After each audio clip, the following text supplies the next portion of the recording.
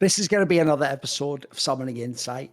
Now, you might have heard over the years when we talk about esports bet, as mentioned DJT, which is now an outmoded term because, of course, it's not called DJ Esports, is it? So it probably confused you why it was called the DJ token or whatever. But they now have rebranded it. It's called ESC, obviously Esports Bets. This is their coin now, and essentially it works in a similar way. You use it to make free bets. You can get it during promotions. You can convert into USDT and other cryptocurrencies. Check out the website for more details. esportsbet.io. But currently, as a promotion for the rebrand, they are offering a bunch of different ways you can earn ESC, which you can then make bets with and convert into other cryptocurrencies. So for a limited time only, sign up to the website using our description box link below, and you can do the following three things. You can join the Esports Bet Discord, which is discord.gg/esportsbet. That'll get you 10,000 DSC. You can follow Esports Bet on Twitter, which is just at esportsbet. That is worth 5,000 DSC. Or you can follow esportsbet.io on Instagram, also for 5,000 DSC. What you do is, if you've done any of those things,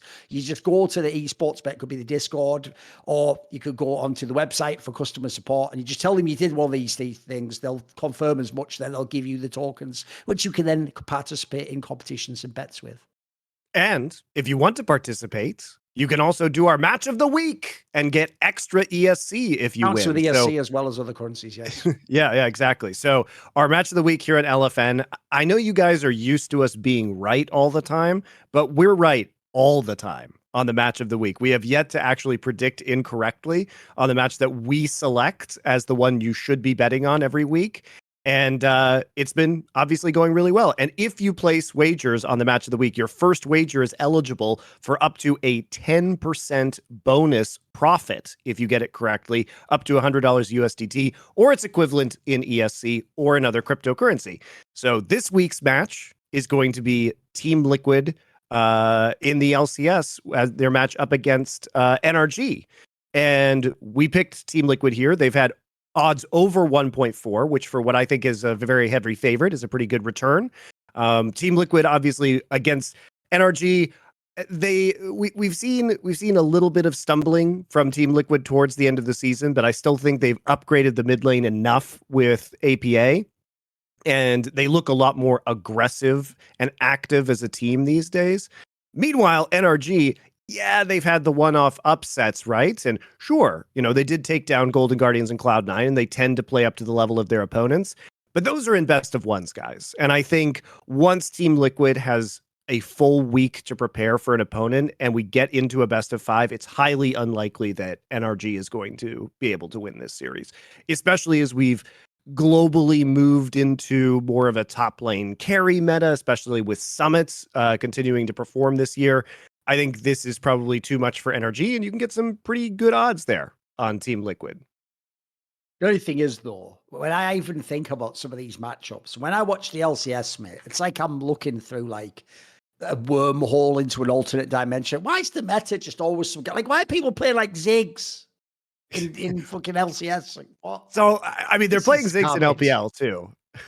I think Ziggs is actually incredibly strong right now. A lot of these, so for a few reasons, when we look at there's a shift towards more AD mid laners, and that means you have to get your AP from somewhere within your team composition, and so Ziggs has been a pretty good option for that.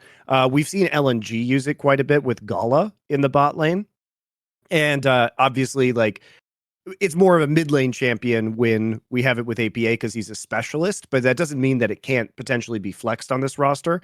However, when we've seen it be most effective, it's with a lot of these siege compositions. And the problem with Ziggs is you just can't leave him alone on the map because he will just start busting down turrets with satchel charges. And that provides massive gold infusions to the team. So I think what's interesting about Ziggs is he forces other teams to have more precise macro because you can't leave him alone with turrets or turret plates for any length of time. Otherwise, you end up giving up hundreds or thousands of gold. And yeah, you can also make really unique kind of cross map plays. Like it's a lot easier to justify giving up a Herald if you have a Ziggs on your team because you know you're going to get a comparable amount of cross map gold.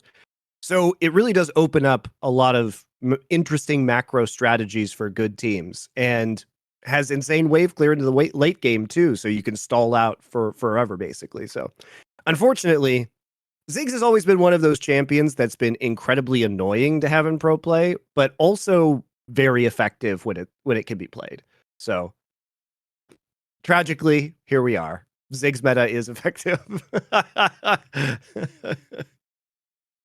But yeah, it is a little bit underwhelming, I have to say. I was never a fan of any of the Ziggs metas that came along. For me, the thing about LCS is that we are going to be watching LCS at the same time as these LPL playoffs, and these LPL playoffs have just been fucking bangers. Oh, they're Have you already been mega. watching any of these? Yeah. As soon as it got to the round where OMG and Weibo started playing, that's when I've been watching. Yeah, that's what I picked up as well, just because I admittedly didn't really care about the first round of competition. And I have yet to see the BLG top esports games because it happened overnight for me. But other than that, I think people are realizing just how crazy stacked this league is. And credit to people like Dom and Cadril for bringing a lot more eyeballs to this region, because I think, there's a lot more hype around this year's summer playoffs than I've ever seen before. I mean, to me, the amazing thing is, like, as of right now, realistically, JDG and BLG might just be the two best teams in the world. I don't think that's even an unreasonable statement. And then the other thing is, if you go and look, like the actual LPL, because it's so deep, is one of the best ones for this type of format where you have the regional afterwards. If you go and look for the regional, basically, even the ones that just got eliminated, Weibo and EDG, they're there as well already. So, like, even the regional is going to be mega stacked. It's like another mini playoffs, basically. So, there's going to be some amazing series, mate. Some fucking mega ones. Yeah, and I agree with your assessment about BLG and JDG. It does feel like the other two teams that are left, which are fortunately for me, LNG, because I love watching this roster play, and Top Esports do have certain flaws within their play styles that make it so they are very unlikely to win this tournament. So it does feel like there's a clear kind of tier 1, tier 2 stratification amongst the remaining teams. But I'm still excited to see it. I am very curious if LNG can kind of overcome, because right now I think the tier list I would have would be like JDG 1, BLG 2, LNG 3, Top Esports 4. I think it's unfortunate that Top ran into a meta where they are, I mean, ironically, they are going to have to carry a lot through top lane, and they've never really resolved the issues of who plays top lane this year, because they've had such instability, and it's really a bummer because Wayward was such an up and coming player last year, and then collapsed at Worlds, didn't even exist in spring with Qingtian taking over, and of course people were hyped about all of the big like Darius plays, and sure, he could play some more meta champions like Cassante quite well, but now he's just disappeared. Wayward is back, and he's just on fucking Ornn duty basically, and still getting clapped in the top lane. And that was a huge part of the series against EDG, was his kind of inability to have a effect on game, and Top Esports more or less having to rely on their bot lane and Jackie Love dumpstering Uzi in lane in order to create leads that were actually winnable.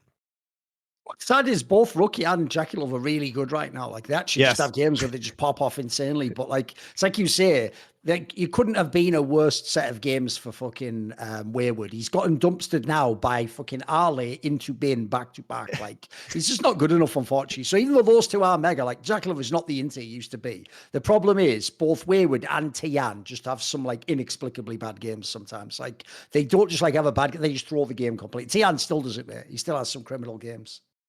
Yeah, and that's why I think, like, when you look at some of these LPL teams, as much as you want to believe in Top Esports, it is very difficult with the remaining teams to see how that's going to play out. Just because As long as they go to Worlds, I'm all good. Just get to Worlds. That's all you need to do. Yeah, I mean, if in a different meta, it's possible they would, certainly have a different effect. I do think though, like, having Top Esports, they're not going to be able to, as good as Rookie and Jackie Love has been, it's now that the rest of the competition is so cracked at those positions at ADC and mid that they have to get the firepower out of the top and jungle as well.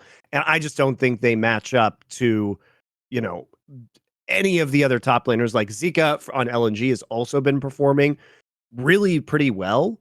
I think above what we would normally expect from him in these playoffs. And then you have 369 and Bin, and Wayward is just clearly the worst of all of these players, and I think a pretty massive liability. I mean, they're not winning the LPL, so it's all good. Like I said, they're just going to come like third or fourth, and they're going to go to the regional, and then hopefully they get out of that. Yeah, you know, the Wayward performances really remind me a lot of what we saw from Evie in LEC, which is like now he just plays Renekton and Ornn so that you can stabilize top lane.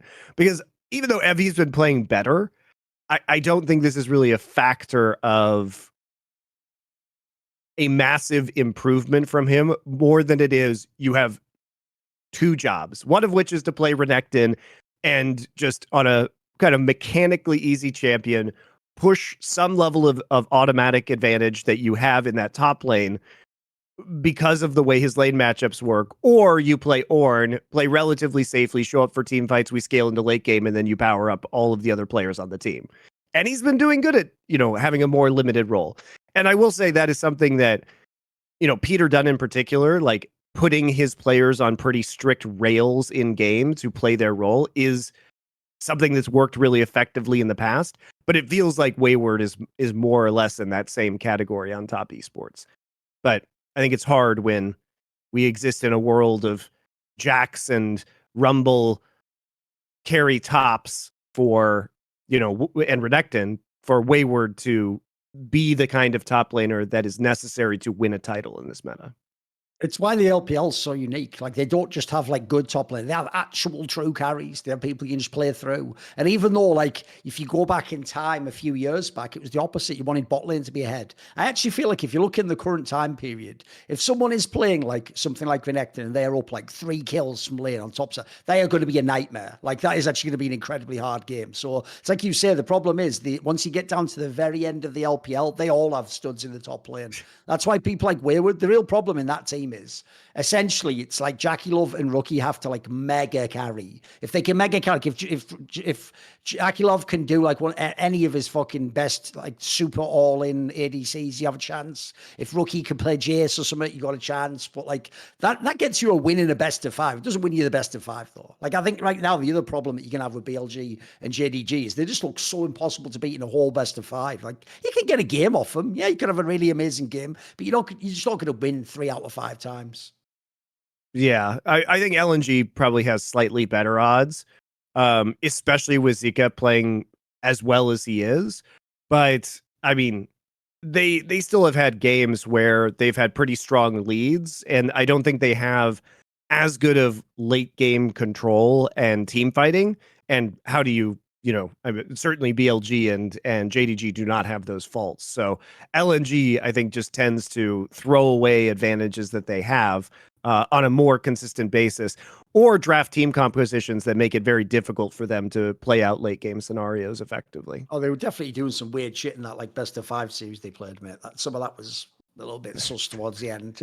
They looked a little bit nervous, but that way. Yeah, I like LNG when they have Maokai. I like them a lot. I think Tarzan is just such a phenomenal Maokai player, and they run these poke compositions with like Jax and Varus, where they basically can just use Maokai ult as disengage to land a significant amount of poke before all-inning in a team fight. And I think that's really where they shine. When they don't have a very strong form of hard engage, I think that's when LNG can really suffer. I don't think they have as complex team fighting chops as many of the other LPL teams do. I think they need a go button, and when they don't have it, they look kind of crap. By the way, they had a fucking hilarious tweet the other day on LOL Esports, because whoever runs that is still a complete fucking noob, of course.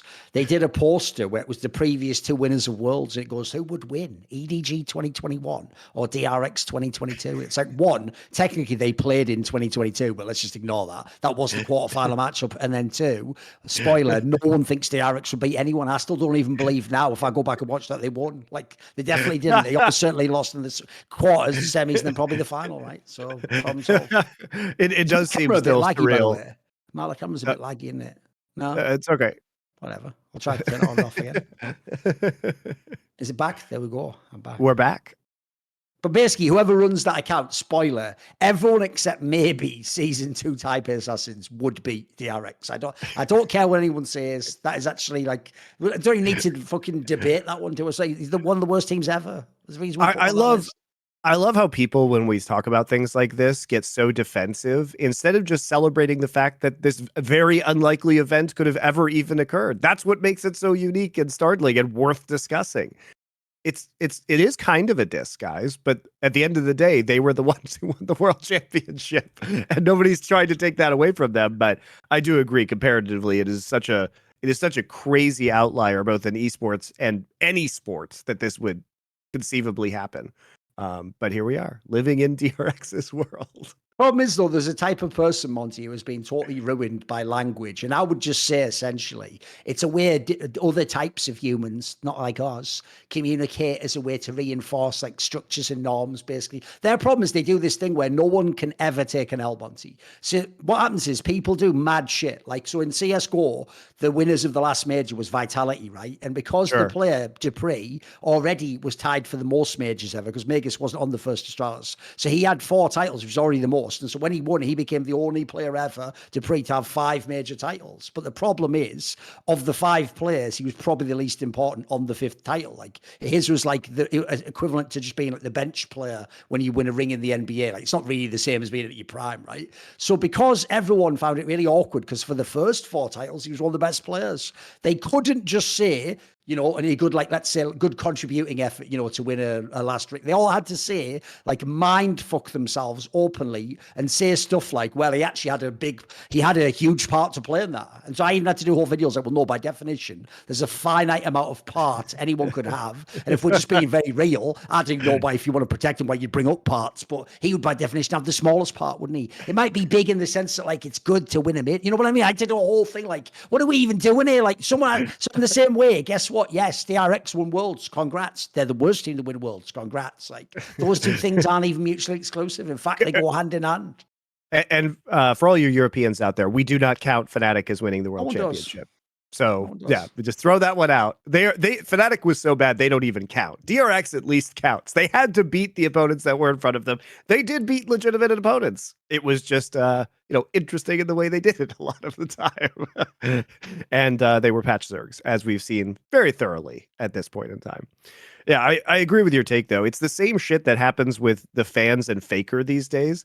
It's not enough to just say, wow, Faker is really playing a supportive role. And now we know that he was absolutely essential to the shot calling of these T1 teams. Look how brilliant he is in terms of his game knowledge, that he was able to manipulate and control these other 4 players in order to reach the amazing heights that this team has reached.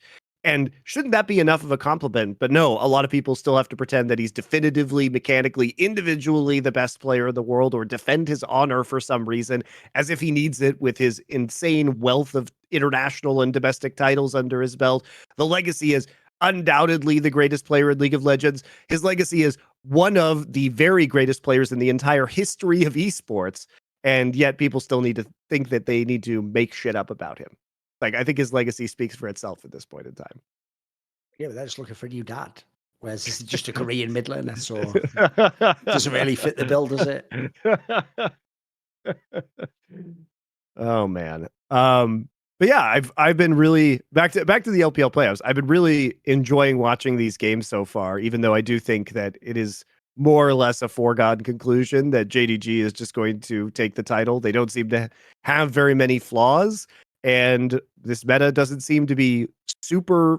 I mean, I don't think this is the most ideal meta for them. It depends on how 369 can do with the current top lane champion pool, but I'm still very confident, especially since they've repeatedly had BLG's number this year. I mean, also it's a double elim as well. So even if they lose, you just get to see 2 finals basically. So either way, it's probably just a rematch of the same game, and it's just BLG times. That's what's mad is because they played twice in the spring. They played at Right. fucking MSI, and then they're going to play it. Like the amount they'll have played in 1 year will be crazy. If only we had double limit worlds, we could see 8 best of 5s in a year between these two teams. I will admit I'm a bit sad that OMG didn't make it further in the bracket, because EDG, as much as I loved EDG in spring, their flaws have been really very apparent in summer. And I think Uzi has done a good job of stepping up in a situation and getting continuously better week after week, but he's still not exactly up to speed, which I don't think, his team fighting's still pretty good. His laning is really quite suspect at the current point in time, which you saw exploited pretty heavily by top esports. And even his champion pool, like, he's going back to Uzi's greatest hits, like Lucian and Vayne, but these are not the most meta champions right now, and he's making them work. But it does seem like it's a good thing, I think, that EDG is gone now, because they need more time in order to get this guy back on track. And I think he put in an admirable performance for his reasonable expectations based on him rejoining the league, but I don't think that's going to be enough to, get them to Worlds, especially because Fofo has been kind of repeatedly underperforming in the mid lane. They were carried more or less through these playoffs by Ale. I mean, that's also the other thing to me is like the reason why you couldn't just do old school, like everyone raised the puppy, is because then Ale doesn't get his carry games. Like you always needed on this team to be able to go between the two for me. So they're not bad. Like they'll be in the regional. It's just the problem is like they aren't the same team they were when they had leave. They were way more exciting to me back then, because that was like you were watching Arrow gradually go up. This is more like you have like a good performance, an all right performance, good performance. So it's whatever. Like I wouldn't hate it if they took like the 4th spot or something, but I'm mainly the difference between the top end of the LPL is bigger, way bigger than when you go down to here. Yeah, EDG and Weibo, I believe, are already both guaranteed to be into the championship points category for the regional qualification. The way the LPL works is the winner of summer automatically qualifies for Worlds, and then the team that has gotten the most championship points over the season will be the 2nd seed from China, and then it's the 3rd and 4th teams for Worlds that are determined by the regional play-ins. And so Weibo and EDG are already qualified for those regional play-ins, and Billy and JDG are currently tied when it comes to points. I mean, almost if certainly JDG, they're just going to qualify. Whoever wins, the other one's going to get the most points, right? Right. Yeah, basically. I mean, basically that's how it's going to work, because unless LNG, yeah, I think that's right, because unless LNG wins, there's not really another outcome. Yes. Or I suppose top esports wins. But I think that's even less likely to happen. So yeah, that's It means the top been 2 kind of teams wrapped almost up. certainly guaranteed to go though, so it's all good. I think this is going to be one of the hardest hitting LPL ones ever. The teams look mega. They can send the 4 that they can send look just too good, mate. Yeah, they look really impressive. I think it's, and if you compare that to what's happening in the LCK right now, it does feel like a doomed year for Korea, unfortunately. There's been just way too much turmoil on the Korean side of things. Like, GenG hasn't had the performance that you would have liked to have seen against KT this past week to make you believe that GenG is going to be able to hold their own against some of the top Chinese teams. We've had big roster changes, like T1 is just a shell of their spring selves at this point in time. D+, okay, like they're still getting used to Bible as a support player, but Bible has serious flaws in the laning phase and also getting caught out in the mid and late game, even if he is offering better shot calling. And Hanwha Life, like they're looking better with Grizzly every week, but at the end of the day, Hanwha's always going to live or die by Zeka and Kingan's champion pools. And so, yeah, maybe if there's a really good patch, the buff and Aatrox again, maybe it's coming, but it feels like they are kind of perpetually behind the 8 ball in this meta, and it's going to be very difficult for them to catch up. So, as far as Korea goes, it's seeming like the only real hope is KT Rolster right now, which is historically not been great for Korea. No, I mean, look, they could still be really good. Like they actually do still have real punching power to even win worlds themselves. Just obviously, who knows how this lineup collectively will do internationally. I also think the saddest part about the LCK one is no one could have foreseen the faker shit with T1. But the way D Plus is just fucking never doing anything, it's just so whack. It just always gets that close to being good and then never really comes off. Like you don't even get blue balls. It's just never lived up to anything, mate. Just I think whatever. I think it's extra depressing because you would have thought that the addition of it's like everything falls flat. It's like when they add a new player or Nuguri comes back or Deft enters this lineup, you have such massive expectations for what that could mean for D plus because we know how good Showmaker and Canyon can be. And that just never seems to actually work out. And part of this, I think, has been that Showmaker has been very vocal about being burnt out this year and that he hasn't had particularly spectacular individual performances. But you would have thought, hell, this meta is built for Showmaker. I mean, he has been a more supportive mid laner for large swaths of his career, right? He is the Twisted Fate guy in many ways. And if BDD can perform like this, and we also know that Canyon is just, I mean, Canyon's still really good. He does int some games, but when he pops off, he's absolutely spectacular. Games, yeah, he has huge games still. And that he is one of the only players in the world willing to do things like flex the Nico to jungle, put the Scion in the jungle this season, play Talia in the jungle. So it gives D plus just this extraordinary depth of draft. And they just can't put their mid and late game shot calling together. I mean, the loss of Beryl just seems to have smacked them extremely hard, and it's something they've never recovered from. And even when they try and play through top lane right now, Kana just isn't the guy to carry a game. And I think that's a big problem because this roster has typically relied, like the core of this roster of Canyon and Showmaker is used to playing a style that enabled Canyon and Nuguri in the past. And they've never really figured out how to play through a carry in bot lane because they didn't have to when they had Ghost on the roster, right? Ghost was the weak side player. And since they switched over to Dokdam and now Deft, the hilarious thing is that most of D Plus's wins come through when they occasionally decide to play through Deft. And we saw that at the start of spring when they were just dominating on the Lucian Nami picks and pushing that priority through the bottom lane. But it really has struggled since that point in time. And it seems like it doesn't matter how many resources you throw Kana's way, no matter how big a lead he gets, he's not going to be that guy to carry the team fight. He's not going to be that guy to carry the game. Even when we see other players on Renekton doing absolutely amazing things in team fights in this league, like Keen, Kana can't get it done. And that's what's disappointing about this roster. Potential is always there, right? You're always just waiting for them to snap into form because they could do it at any time. You know, this roster is capable of winning a world championship on paper. Like, that is not an outrageous statement, but they can't fucking put it together. Yeah. Shout out reigning world champion Beryl. He himself never completes the item, but it turns out he completed damn one. It's sort of his life sort of like a mystical metaphor, you know, in some ways.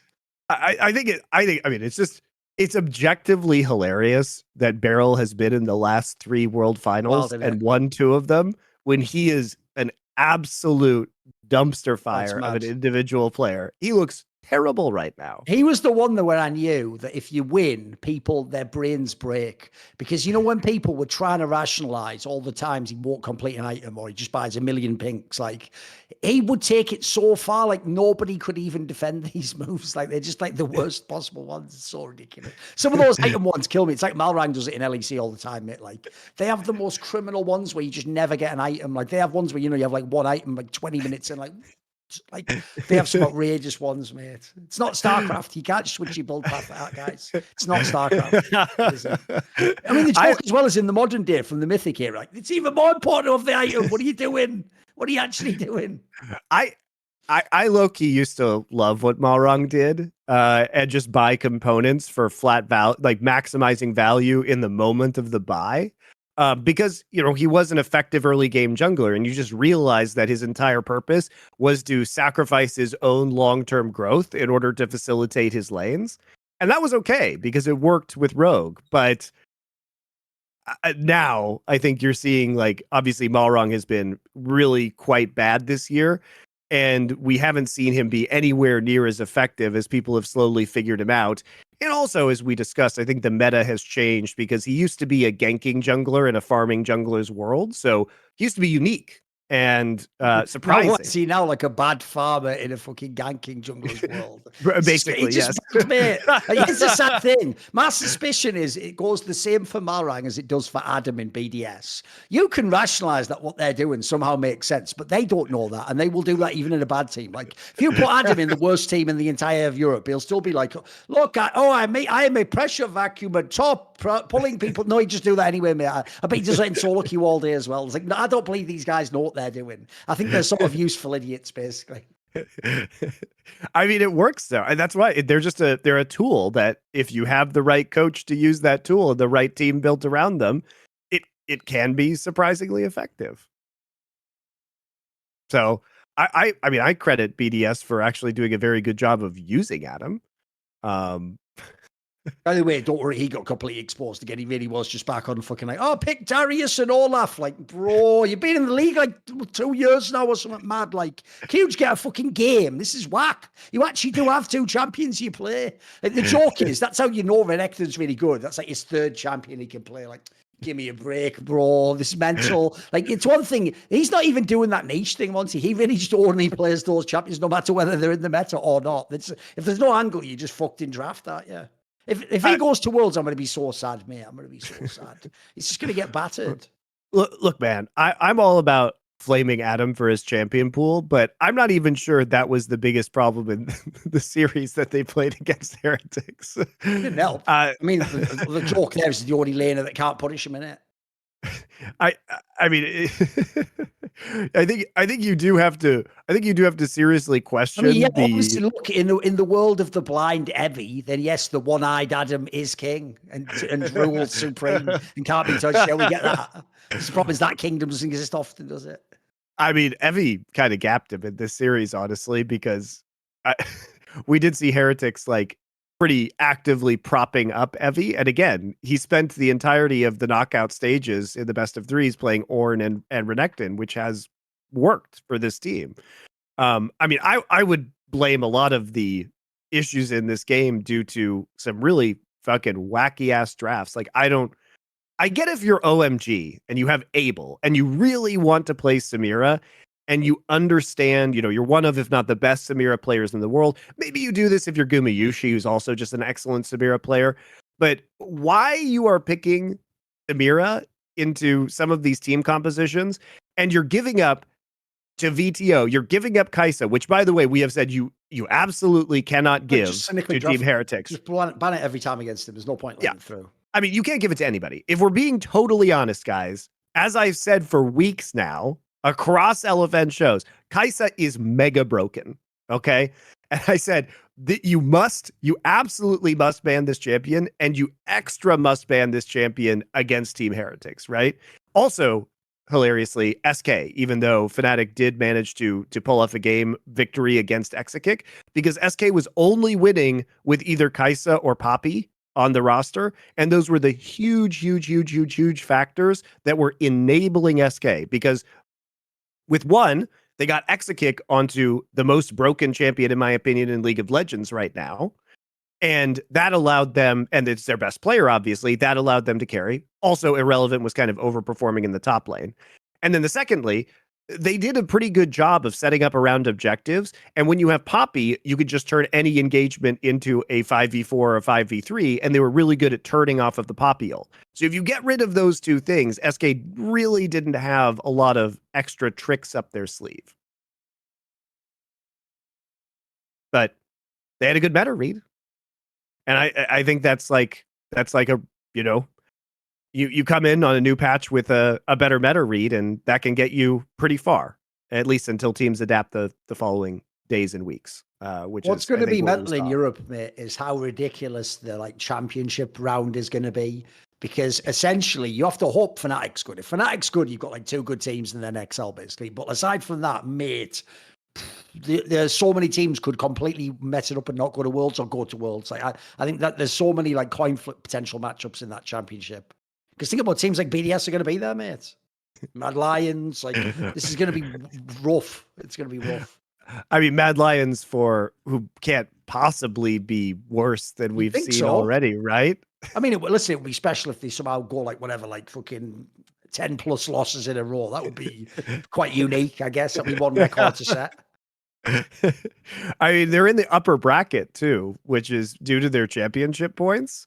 And so, they are going to have, they could go 0-10 or like 0-6 in terms of game scores and just completely bomb out. But I think that it'll be a different patch. It'll be a different time. And I think that this roster, at least individually, name by name, and especially with their coaching staff, should be able to solve some of these issues with a few weeks off in order to get things together. Because remember, this is the last weekend of LEC performance in the summer playoffs. We'll crown the summer champion.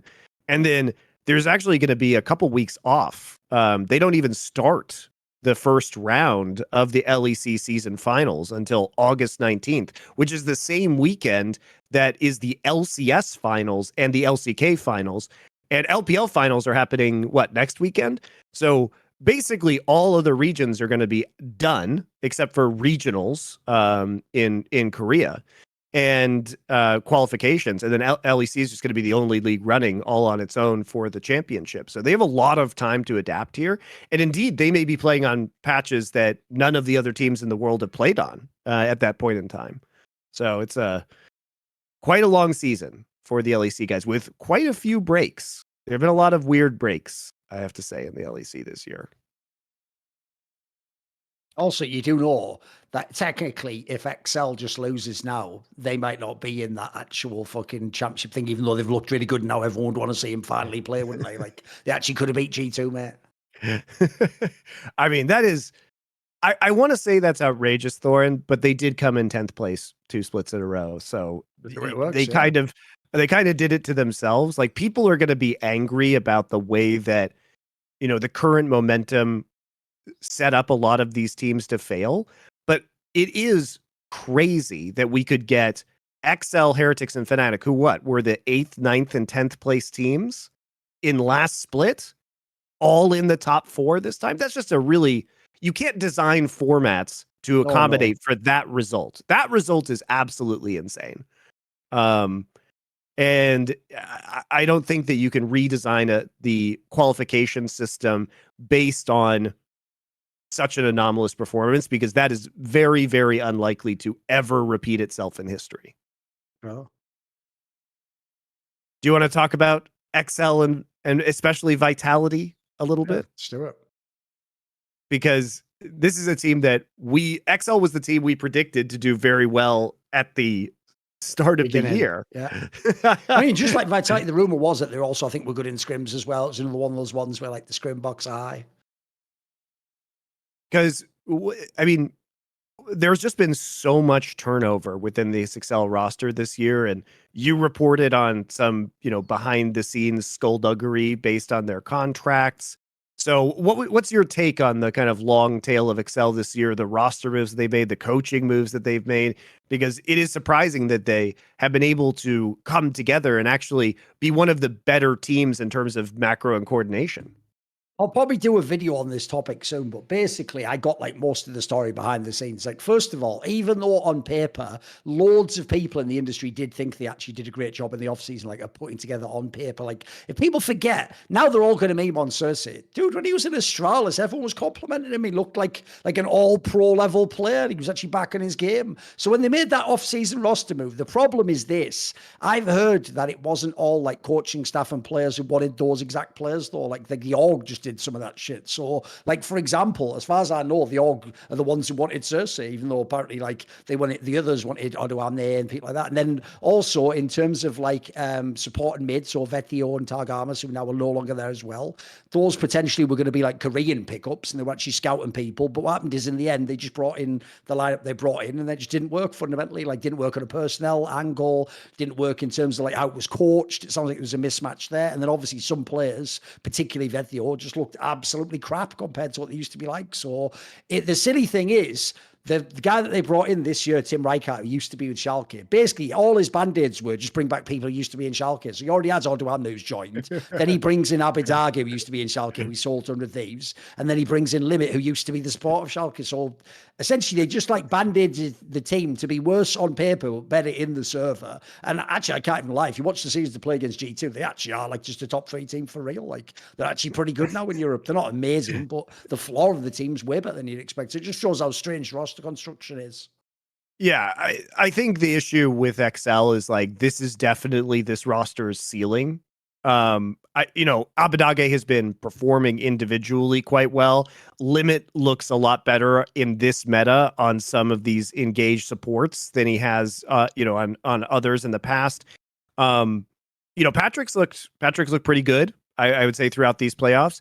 They still have some pretty big flaws in early game performances, like especially from Peach the jungler has been just awful at times, and does turn it around a little bit in team fights, but it's an uphill battle. I think their greatest strengths are simply like, they have very clear ideas about how they want to team fight, and they are quite coordinated in terms of turning off of objectives, all-inning on one person. Like, they do follow the calls, and they do a good job of positioning themselves on the map. That's great, but at the end of the day, if you want to compete at an international level, you're going to have players that can individually perform. And if you go to an international competition and Peach and Odoamne fall as far behind as they have in some of these early games, you will just lose the game. Like, that is just how it works at the top level of play right now. And so it's been fun to watch the turnaround, but I'm not sure that I would be super sad about not seeing this roster, make the season finals, because I do think that there is a higher upside to other rosters that could be sent to Worlds. Like, say what you will about Fnatic's performance, but on a pound for pound player level, this team has such a much higher ceiling, right? In many ways, I would rather even see Heretics, like, despite Evi's flaws, which could be lumped into the same categories as Excels, they have enough other exciting players that I think they have a better chance of pulling off an upset. I think Rex is fucking terrible, mate. Like, Evie will get completely destroyed. Flack, He will, but it'll be fun. Average as fuck when you go international. The problem you have is, if you go international, you have one win condition. That's Vethio. That's it. Yeah, it goes. So, no, he's not that sort of jungler though, mate. Like, how's he going to win you the game from jungle supportive style? Like, what's he going to do? Whereas the difference is, like, XL's not good, but they're not bad either. Yeah, I mean, I think the thing is that this is not this league, unless Mad Lions can step it up. This league is just not 3 teams deep. Like, BDS and SK are also teams that are going to really struggle internationally. Like, people will commit war crimes against Adam as well if he hits an international tournament. I mean, there's just no way. It's going to be interesting, because think about it. The 4th spot is the one that plays the LCS. That could be BDS. That could be Mad Lions. So they can have. They could both, not only could they win this series, they could completely in it and make themselves look like fools as well. That's totally on the table for both. I am low. We'll go mental if Mad Lions fuck up that, like, 4th place game. They'll go absolutely mental, because they've already let Europe down so many times, Matt. I am high key so excited for that 4th place. Sounds great. Especially because look at the teams it could be from LCS. It could be like Team Liquid. It could be fucking, I mean, who else could realistically? TSM. It's a whole bunch of teams it could be for that 4th spot from LCS, mate. Yeah. BG, there's loads. Could be very interesting. Yeah, I think that's going to be a really, really fun series to watch. And I'm hopeful. As much as Rift Rivals used to just suck back in the day, we know that Riot is very seriously contemplating moving the LCS into the LEC format or a similar variant. And I think we can be pretty confident that Riot is going to add another international tournament next year, because part of the flagging Western viewership has been that they just go to these tournaments and get dominated. And we they've done things like add double elimination at MSI so that there's a higher likelihood that we see West versus West matches, even though, unfortunately that wasn't a result of the way the bracket shook out at the first MSI they did this. But I do think they realize that they need to have more international competition that features Western teams versus Western teams. And as well as, I think it's exciting to see, obviously, as many LCK versus LPL matches as we can possibly have, right? So I do think that they're going to introduce, after what is the equivalent to the first LEC split, the winter split, I think they're going to introduce a new international tournament format that probably will feature Western, like it'll be like Rift Rivals, but hopefully better. What I would do is I would just let some really experienced event company like ESL run tournaments. Maybe you could call them like part of the Intel Extreme Masters brand. And I would just not tell them you could only have 4 LEC and then 2 wildcard and then 2 from like Portugal. Like I would just let them have 8 good teams and just let them have that and just go, I'll carve you out a week. I mean, we all want that. We all want that, but I don't think that great. I don't think that's going to happen, Thorin. Because I think League, more than anything, is the game which would benefit from my idea years ago from Counter-Strike, which is someone has to eventually figure out that the pay-per-view angle needs to be like the UFC. It has to be that you're hyped for the fight. So the point is, in Counter-Strike, the best one you could make is if there's ever a period when the 2 teams you want to see never meet in the final, but they each win the tournaments, like sometimes happens. You want to see the face-off. You want to see the big showdown match for the big money game. Like, imagine in League if you could do that, mate. Imagine if just halfway, okay, I know technically you could say MSI final can serve as this, but imagine if like right now there was just a week where you just got to see Gen.G play against KT Rolster in a best of 5. That'd be fucking amazing. It doesn't have to be the world's final. It can just be a one-off to like see the power levels. He was good. Yeah, that'd be sick. That'll be the shit. Yeah. Well, I hope that we get, personally, Thorin, I don't really care if this is a Rift Rival style event, because we would get the 8 best teams in the world out of LPL and LCK. You know what I mean? If we just had an Asian Cup during that period. And then we just had the monkey knife fight of the Western teams for entertainment. I'm totally okay. I'm totally okay with this. You remember the original theory Riot had, which was so whack. Because remember, it's all based on as far as I can tell, Riot Games' entire esports strategy is based on the fundamental misperception that the NFL format operates that way because it's the best, not because people physically can't play best of 7 of like physical game where you get destroyed. And the joke is like look, how many times has Mahomes been fucking injured in the playoffs, mate? Like you just can't do it. But Riot doesn't get that that's the physical component is limited. They think that's actually enhancing whatever they're doing. So they really used to say, for real, guys, stupid shit, like that the best possible storyline, this is like some fucking aesthete, like fucking ancient Christianity approach of like denial of the self and materialism. Their whole thing was like, if you never ever get them to meet though, they've never met, and they're in China and they're in Korea, and they're both dominant, but they never meet. They've never ever met. It's like sort of star-crossed lovers, they just glimpse through a wall. That would be the ultimate tease, wouldn't it? Because if they then met in the world's finals, Monte, it'd be the greatest match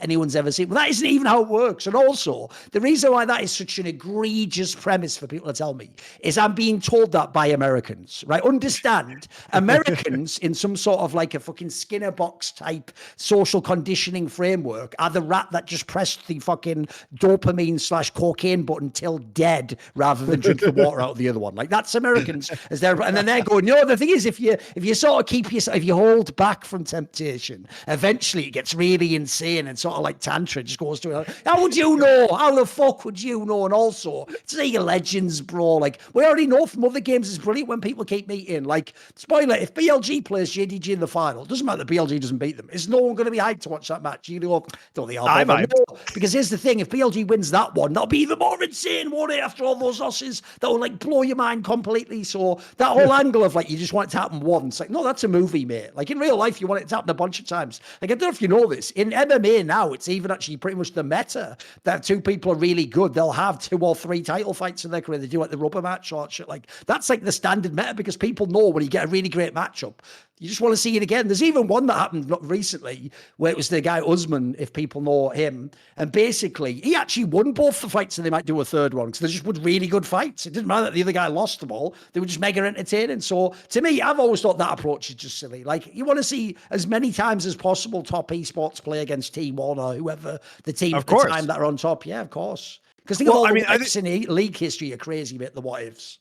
The wrong bracket, the wrong team qualified. It's too many. I mean, that's why because Riot does these shenanigans with their formats at Worlds and MSI already. That's why I'm excited if they introduce Rift Rivals back, that we do get to see something really cool. And the schedule is broken up into like 3 splits, right? So you have the winter, spring, and summer. We reduce regular season. We at least increase competitiveness because like all we talk about is like, okay, well, I want to see more of the good teams. And if we had top 4 from LPL and top 4 from LCK duke it out after the winter split, that's totally fine with me, right?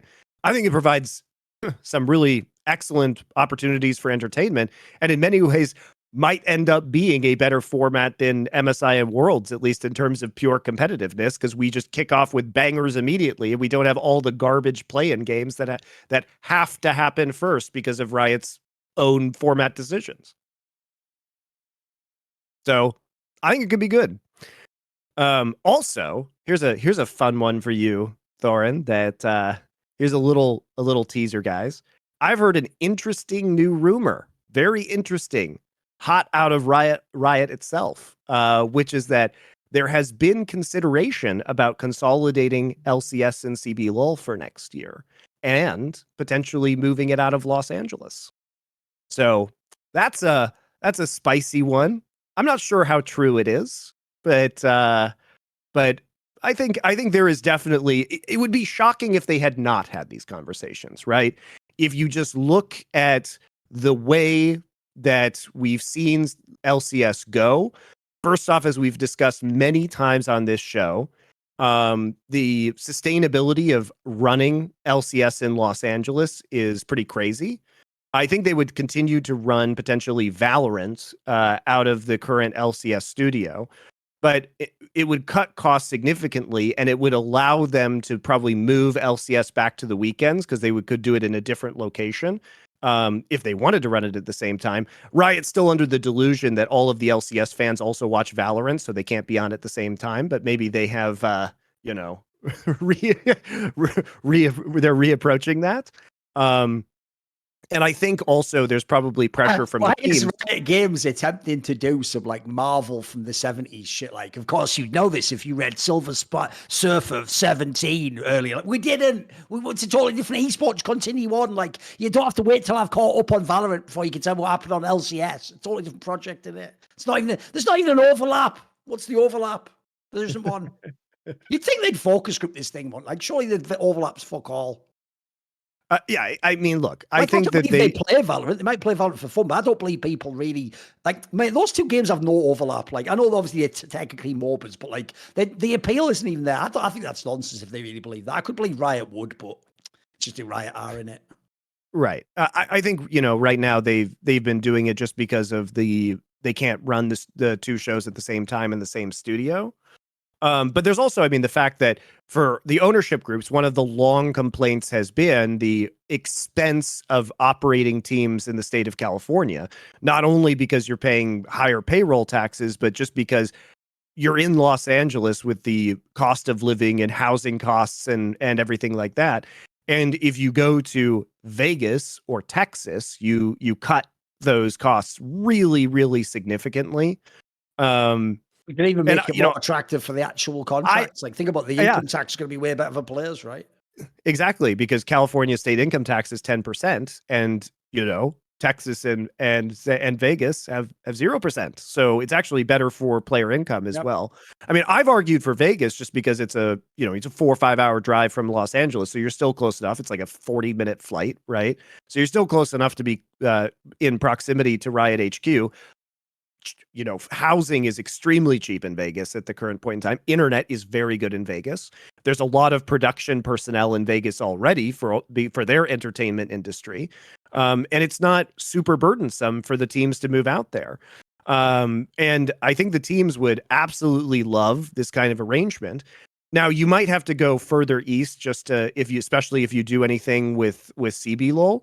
But honestly, that's been my argument, has been that having a mix of, doing what they did in Valorant, which is not create a North American league, you create an Americas league, is much more successful because you will instantly, I think, if the Brazilian players, I mean, their viewership is already above LCS, just straight up, full stop. Co-streamers included in LCS. And by the way, you can't co-stream CBLOL. Imagine if you got some of those big Brazilian co-streamers who are insanely popular to co-stream in Portuguese in that region. The numbers would be even more off the chain compared to LCS.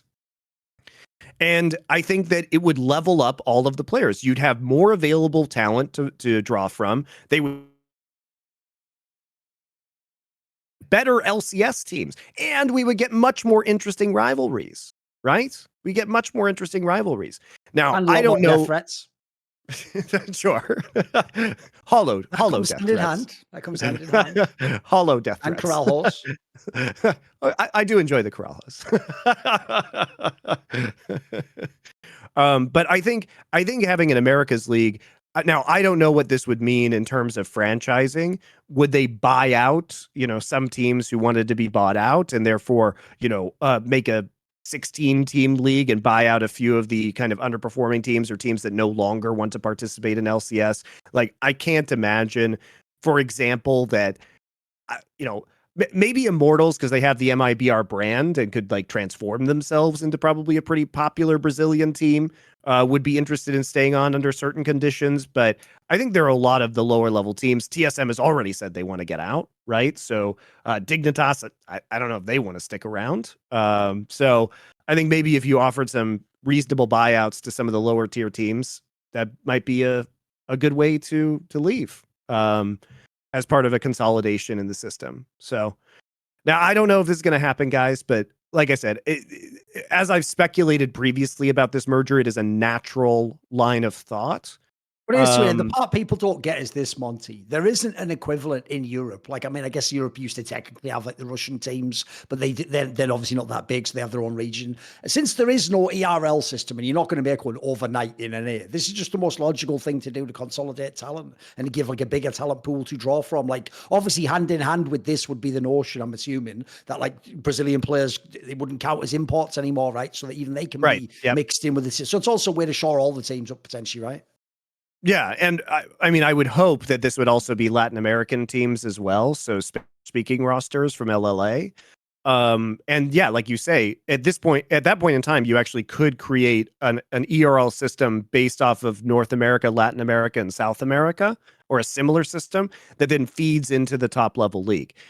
The problem is that you've franchised both CBLOL and LCS, and so it's about negotiating those contracts and how much money Riot wants to spend to get rid of some of these teams. Because I don't think we can exist in a world where there's a 20-team system in the Americas when there's only 17 in LPL in China, and the audience is significantly smaller than the LPL audience. So you have to pay people off to kind of leave, I think. I mean, the joke, like you're saying, especially if you want to like take some slots away, is you might actually do like a fucked up version of Owl. You might just basically say to TSM, here's some money to leave and never come back. In fact, that slot just dissolved, doesn't exist anymore, peace. Yes. Here's I mean, I think you do have to do that.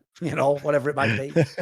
So people don't know, the actual final act of Overwatch League, this is how whack it was to pay people 6 million to fuck off.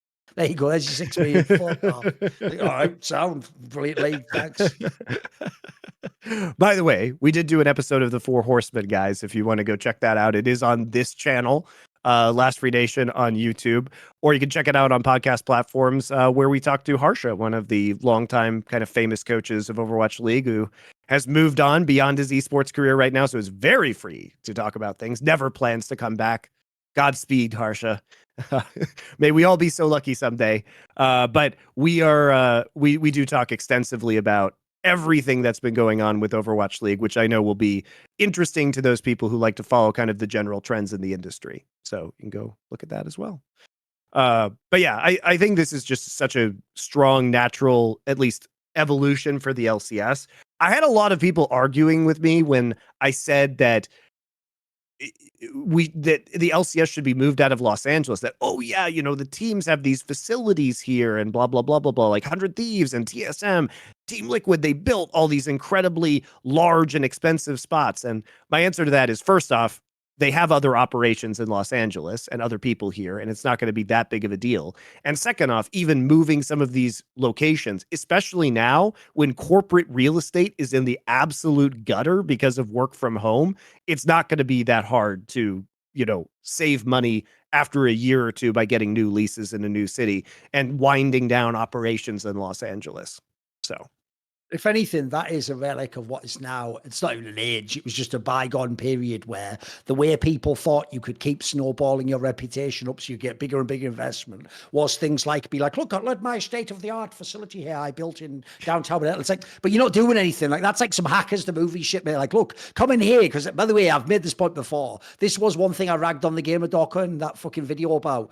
Because she herself had, like, worked with, like, some of those companies. She was, like, fucking, for real, bragging about that player they got from Unreal Tournament into the Valorant team called Demon One. She was bragging that he was like using aim lab and he was like, his numbers were crazy. Like, shut the fuck up. Like, you're on some actual like fucking urban campfire stories about combine times, you fucking idiot. This is like some bad NFL DVD now. Like, what are you talking about? Like, there's nobody gives a shit what his aim lab score is. Like, by the way, if people don't know, like, you could actually take like the 10 most goated CS players, and I guarantee a couple of them wouldn't even have like exceptional reaction times. Like, so much of it's in the mind, how you set the shot up, your muscle memory, etc. Like the whole thing's just nonsense. So like that same thing with those facilities to me. That unless you're like doing something amazing, like maybe if you're doing like amazing level of production or like video stuff, you might need like a sound stage and stuff. But they're talking like it's a facility that's actually doing something. Like, it's not like the fucking X-Men 90s cartoon where they had like a whole bunker thing with like a sort of hollow chamber or whatever. Like, at the end of the day, you aren't just sitting at a PC playing. Like, it's by definition the most from home friendly work ever. You know, I know that, Monte. We all fucking did it from home for 2 years. The things kept running. We kept running the whole industry. We're all at home. Yeah, and all the players were at home too. And by the way, guys, so many of these team facilities are sold so disingenuously to you guys on social media and on video content, by the way. So, you know, here's an example. The 100 Thieves, when they announced their facility, and I'm not knocking the 100 Thieves building. I've been there. It's very nice on the inside.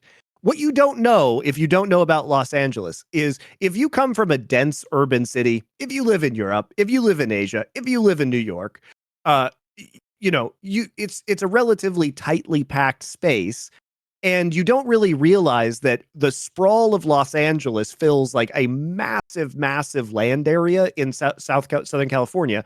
It's mostly suburban, and there's just huge like warehouse parks in the middle of the city that take up a lot of space, but they're not vertically built, and they're, you know, a lot of them are just kind of old dumpy buildings. Not that that's the 100 Thieves facility, but my point is this: the 100 Thieves facility is about, I don't know, a 5-minute drive away from my house in Los Angeles. They're very, very close to me. And they exist in kind of this area of South Culver City that is mostly just a bunch of old warehouses that are used as kind of like tier 3 production facilities, or are creative agencies. And they're close to something called the Hayden Tract, which is just kind of like a unattractive series of kind of shell buildings that sit around and people go there to work. And they're on a major street called Jefferson, and there's nothing interesting around the 100 Thieves building. It's not desirable real estate, but the way it's presented to you in these videos is like, holy shit, this is part of Los Angeles. You know, right. It's in the middle of Hollywood. Look how important this is. They are in like a shit ass corner of Los Angeles. And there's nothing to do around there. It's not walkable by any means. There's no glitz and glamour to where they are. And so a lot of the teams have intentionally oversold their facilities in LA when they are not in super high traffic, high volume places in Los Angeles. They are not in the prestigious location, and they shouldn't be. That's not their purpose. But you are sold a false bill of goods by these teams about how important or luxurious or expensive their facilities are. Bro, they may as well just rename 100 Thieves to fucking Bored Ape Esports Club. I think I've nailed the whole branding and everything, the ethos. What are you talking about, Thorin? They're totally making a new FPS that is not just a Fortnite mod that they came out with. Metal in it. The grift never ends. The 100 Thieves grift is actually unreal. It's actually unreal. I mean, their whole shit has been release a run of like 200 t-shirts, claim you like sell them out instantly, and then claim you made a bunch of money off of that when you just intentionally did false scarcity. By the way, do you want to know something sad? Here's how you know that the one area y'all have fucked up with for the LCS, and I intentionally say y'all to make people in flyover states feel inclusive, right? So basically, y'all don't have any actual like English people on the NA broadcast because there's been a joke that's been crying out to be used, but no one knows it because you're not from the UK. So you know the player for 100 Thieves called Quid? Yes. Right. If people don't know, quid is slang for like a pound, like the unit, main unit of British currency. Well, in the UK, there is a store like your 99-cent store called the Pound Store, like Poundland. The joke is it looks like they got their mid laner from Poundland. Like it's where you go, all the things are cheap. They're all just £1 each. Like that's the cheapest shit you can get. Like, so basically the joke, it was right there the whole time and no one was using it. Everyone's just going, something about double lift. Like never anything with the quid. There wasn't even, no one even attempted my quid pro quo one. I thought that was pretty fire too. The status quo, he's going pro, he's pro. Like, give me a break. No one's working with this material. Right. Meanwhile, Captain Flowers just did that one where he did like another like, he bloody coming in and kills, triple kill. And then at the end, he even did that like tweet like, sorry, y'all had to really like kick it to you at the end. Like, mate, why is everything he does now just sound like some fucking hello, fellow kids? Like, I am rapping in my, I know you like it when I rap in my fucking commentary. Like, just whatever, bro, whatever. You know, I think Flowers is a very talented play-by-play caster, but I think, look, if we want some hello, fellow kids stuff, that's not even the worst hello, fellow kids stuff that's happening on that broadcast by a country mile. What's the worst for you then? Come on. I mean, when they started Summer and they were all in the fake pool on stage. Oh, right. Yes. Here's my problem, guys. I love a lot of the LCS casters. I think they're great. If you are trying to appeal to a younger generation, I'm just saying that I like Jat a lot. I think Jat is one of the best casters, analysts that has ever existed in League of Legends esports. He is built. Come on. He is built for the ESPN style professional delivery. Nobody wants to see Jat in a fake pool. Like, who is the audience for Jat in a fake pool on stage? It's not going to be the younger generation. Like, you need to get different people if you want to appeal to the Zoomers in that way, right? And it's not appealing to me because that's not what I wanted from Jat, right? And you're not even, they're like fully clothed in these pools. So there's not really anything interesting about it. It's just a weak idea executed badly with the wrong people. And what I find so confusing about what the LCS does is that they realize that the direction that they went of becoming too NFL-like and too professional was clearly wrong. It was always wrong. It was always wrong. But then instead of switching up the people, which is kind of necessary in order to enact a new vision, especially if you're going to do something wildly different in terms of product and a new audience, you keep the same people who did the thing you realized wasn't working. So I really don't understand that. Although I will say that it's pretty. This is the same company, Monty, Riot Games, that made a giant game that essentially was like some sort of a fucking Skinner box experiment for humans. And even though we already have the control group's called every other video game ever released. Riot still acts to this day like, wait a minute, it's not that our game's kind of a bit frustrating and makes people toxic. No.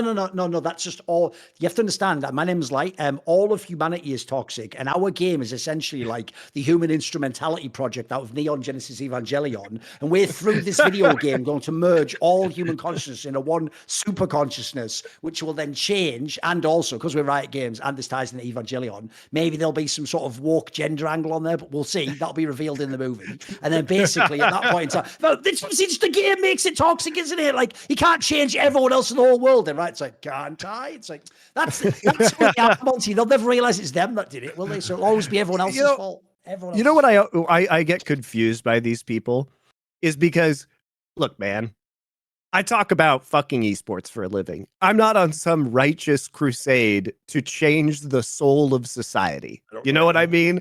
I'm watching the games. I'm doing some analysis, making some jokes, making entertaining podcasts for you guys. I don't have a need to, constantly say that I am going to alter, as you put it, the fabric of human existence.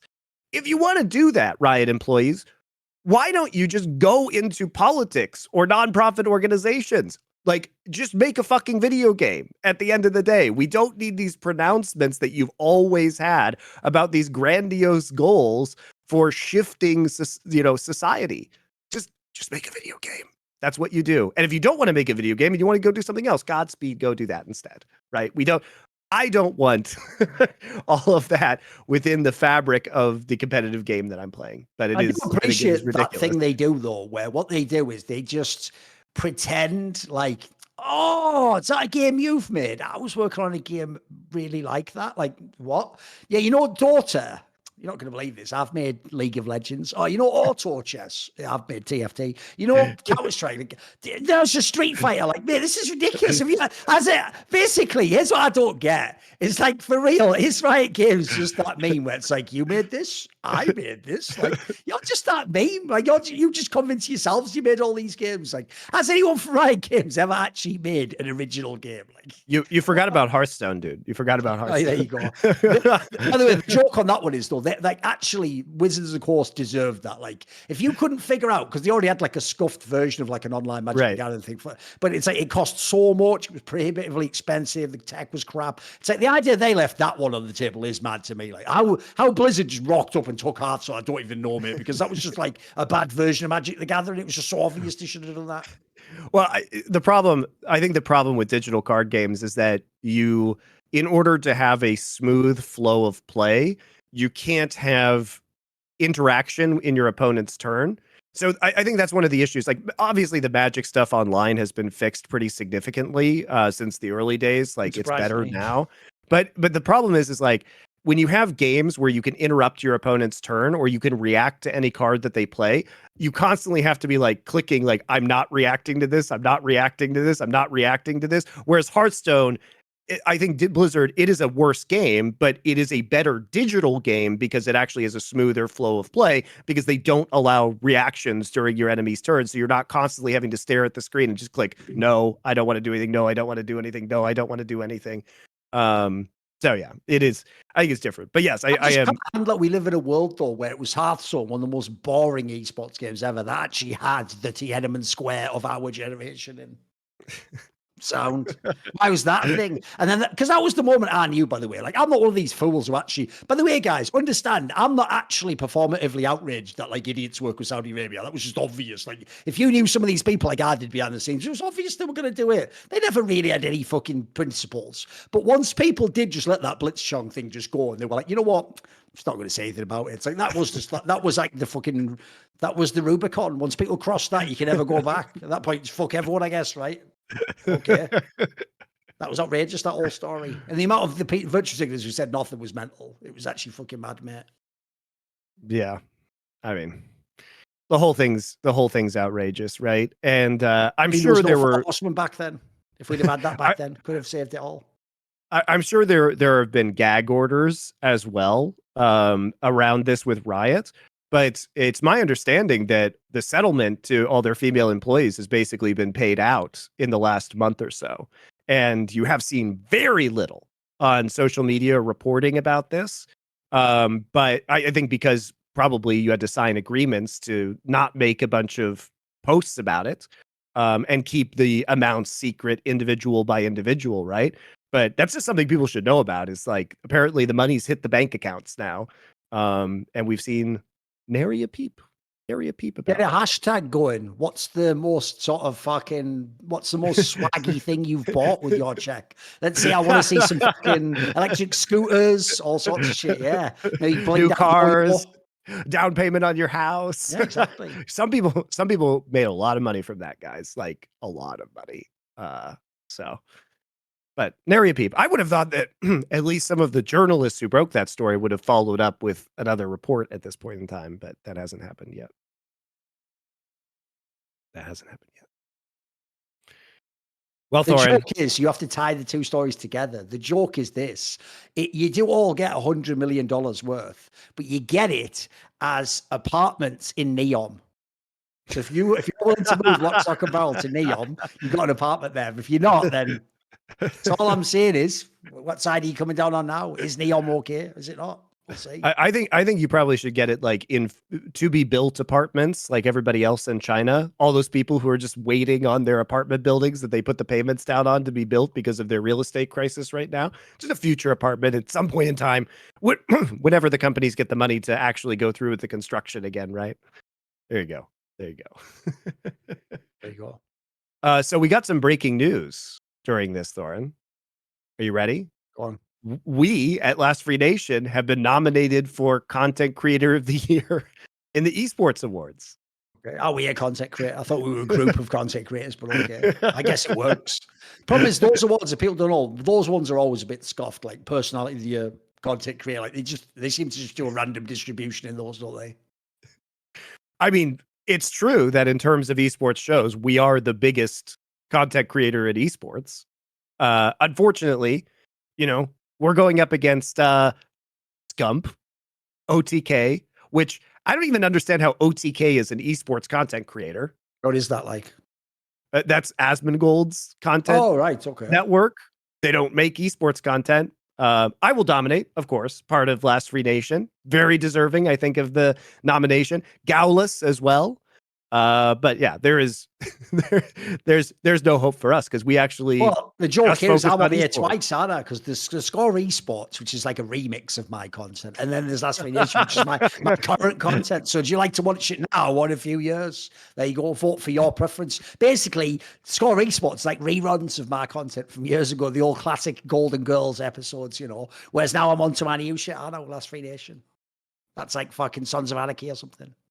Are they still stealing from you to this day? No, they stopped. Here's the thing. All you need to know is this, Monty. Even though they did use a really shit hot lawyer to make sure they didn't actually have to do any copyright strikes, all you need to know is once I copyright striked 70 videos and they had to use this lawyer to get them unfucked, they very quickly never posted another thing of mine ever again. It's the same as I did it to a small guy recently, like I was telling you about. Oh, don't worry. I just told him, get all your stuff off your YouTube channel, all my shit by tomorrow, or I'm just going to copyright strike the whole channel. And it wasn't a debate. I was like, and it's like, just do it. And it did. I noticed when I woke up the next day, mate, it was all gone because he knew you only need 3 of those strikes and I could just issue as many as there are videos. So sadly, with the Score Esports, we couldn't beat them. They are just too evil. They have even they have the system on their side, man.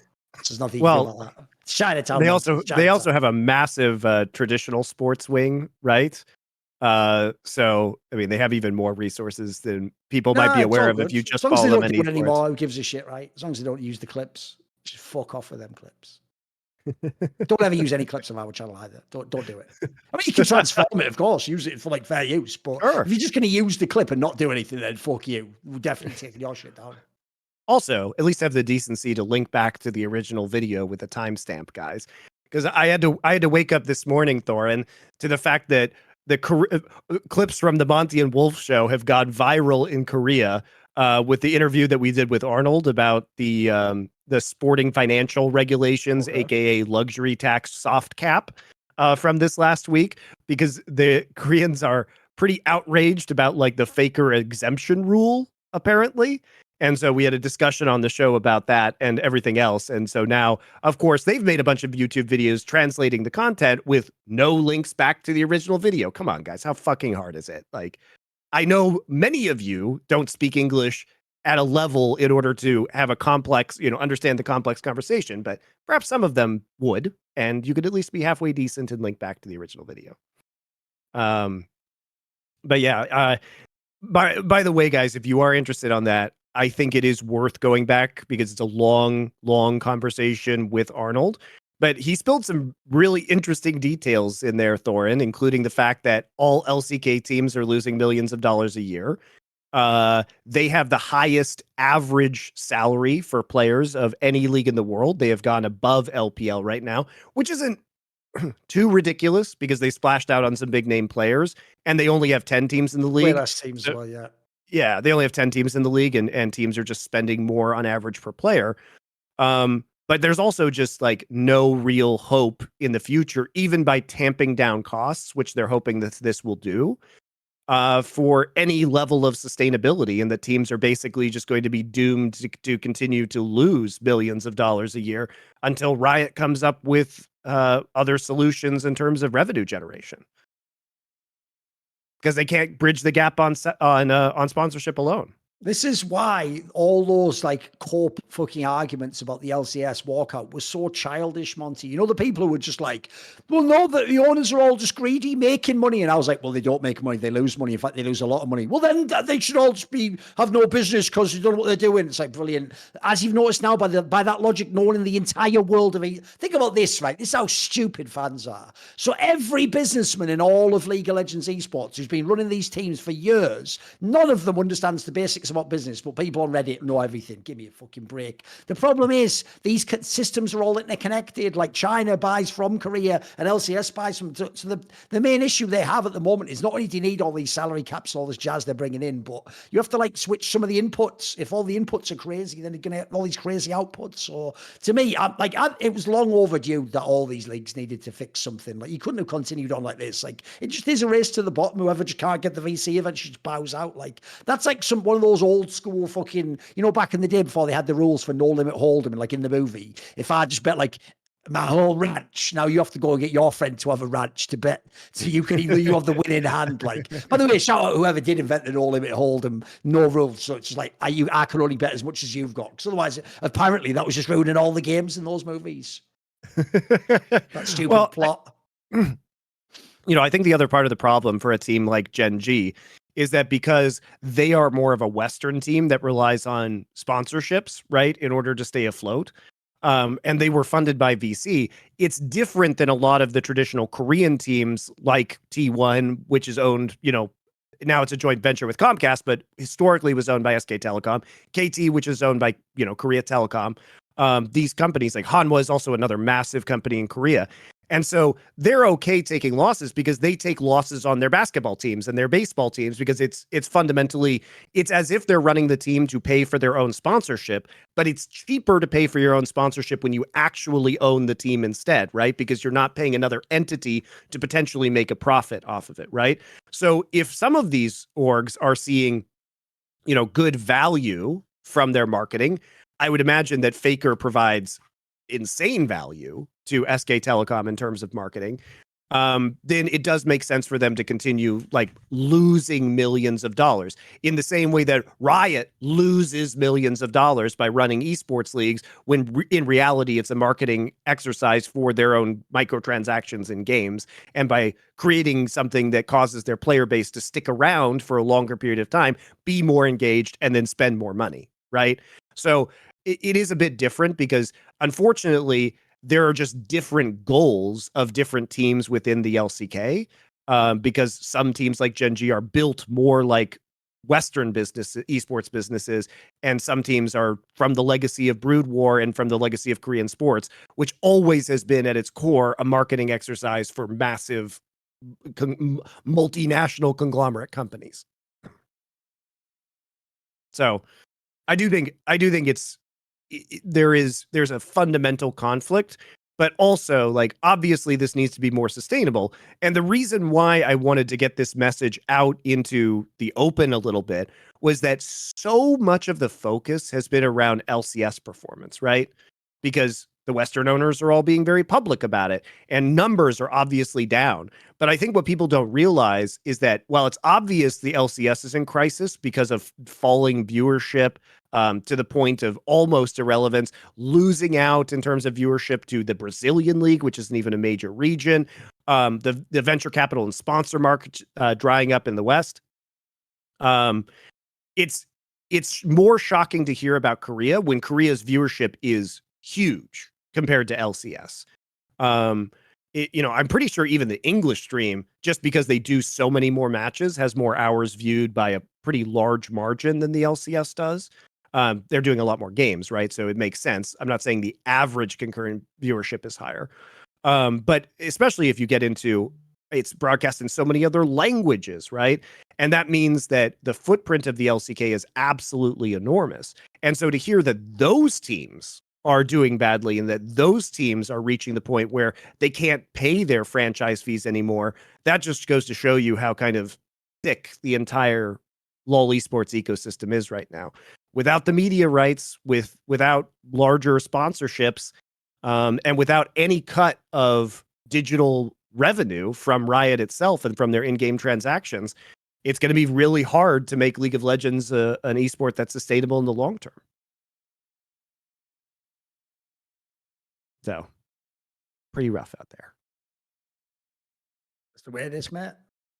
I mean, the real problem here is the industry doesn't have to be as big as it is. People just want it to. This is why the worst impulse in esports always has been, it goes hand in hand, unfortunately, with venture capital thinking, is all or bust.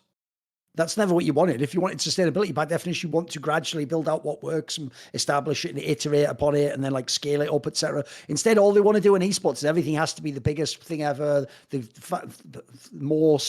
most number from here, the highest concurrent. If you keep doing that, people are always just going to take the shortcut of just pumping money in and just hoping that gets you there. Whereas like the thing, like the league angle to me is, this is why it annoys me that they had such bad formats for so many years. It's like, guys, it's already amazing. You've got 10 years out of this. Like, we've had 10 years of Worlds coming up on this one, like real ones, like obviously technically from 2012 anyway. So like the idea we haven't gotten some of these parts fixed is ridiculous. Like basically people just burned like the better part of a decade just having a war of attrition with each other. That was all it was. We're just jostling for position. I mean, I think what's most outrageous about what Riot Esports has done was they just thought the good times economically would continue forever, as far as I can tell, right? Where they didn't have to make aggressive moves to fix the problems that they had because it was just going good enough. And they weren't ready. When they got that FTX deal, they thought they were geniuses, mate. I bet they thought, of course, cracked it. Yeah, look, I always knew we were right with our approach. Yeah, I guarantee. So I think the issue is like you have to look at the history of kind of the global economy when it came to League of Legends. Now, they released a free-to-play game in 2009. Oh, yeah. Remember what was happening in 2009? Oh, that's right. The bank collapse. It's shortly after the bank collapse. They release a free-to-play game. Well, that's going to be very attractive for people who may not be in the best economic conditions. And then as they were very fortunate in terms of timing when it came to the rise of streaming, which happened basically concurrently.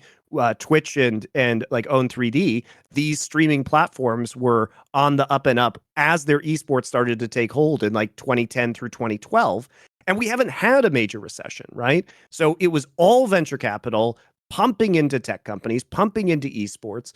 It was all these sponsorships because of the explosive growth surrounding Twitch, where we saw in esports audiences that were never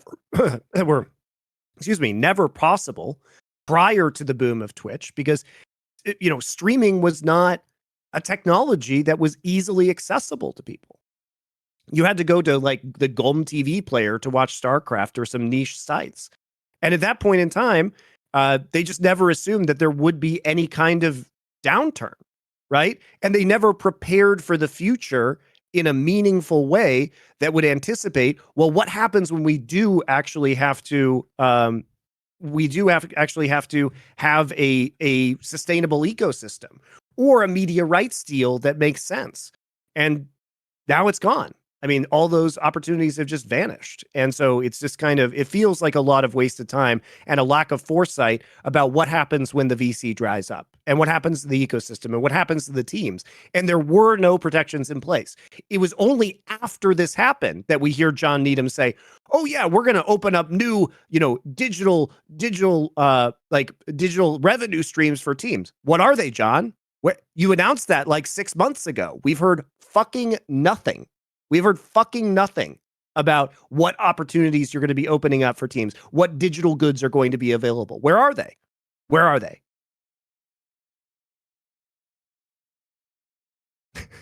Problem is, though, the teams are too scared to say anything now, but they just come through all that walkout shit. They just keep in a low profile. They're the kid at the back of school, trying not to get the attention so you don't get called on for the questions. Keep your head down, wait till the bell goes, then run out really quickly. That's what everyone's doing right now. Well, at least we're here to provide the blunt truth, Thorin, when it comes to esports. The only people you could rely on for that. But also, that ties in to our delightful sponsor, the Freeze Pipe, because they have a new piece of glass, and that is the glycerin blunt tip, almost as blunt as us. And this is actually a really cool new piece they've got going on. They're actually introducing a lot of new products over the coming weeks that are going to be pretty exciting for you guys. So this one's brand new. And what it does is this one, you only have to pop in the freezer for 20 minutes and you can just leave it in there between sessions. So you can just always have it in your freezer.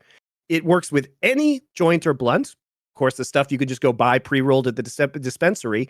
And it's compatible with vape pens with 510 thread cartridges. So whatever you want. It's a nice little piece. If you've been looking to pick something up from the Freeze Pipe, that is brand new, easy to take over to your friend's place. You don't have to worry about having a massive one. Yeah, exactly. Yeah, really great. So there you go.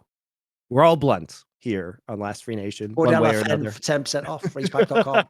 Freezepipe.com. Or order 10% off the freezepipe.com, promo code LFN.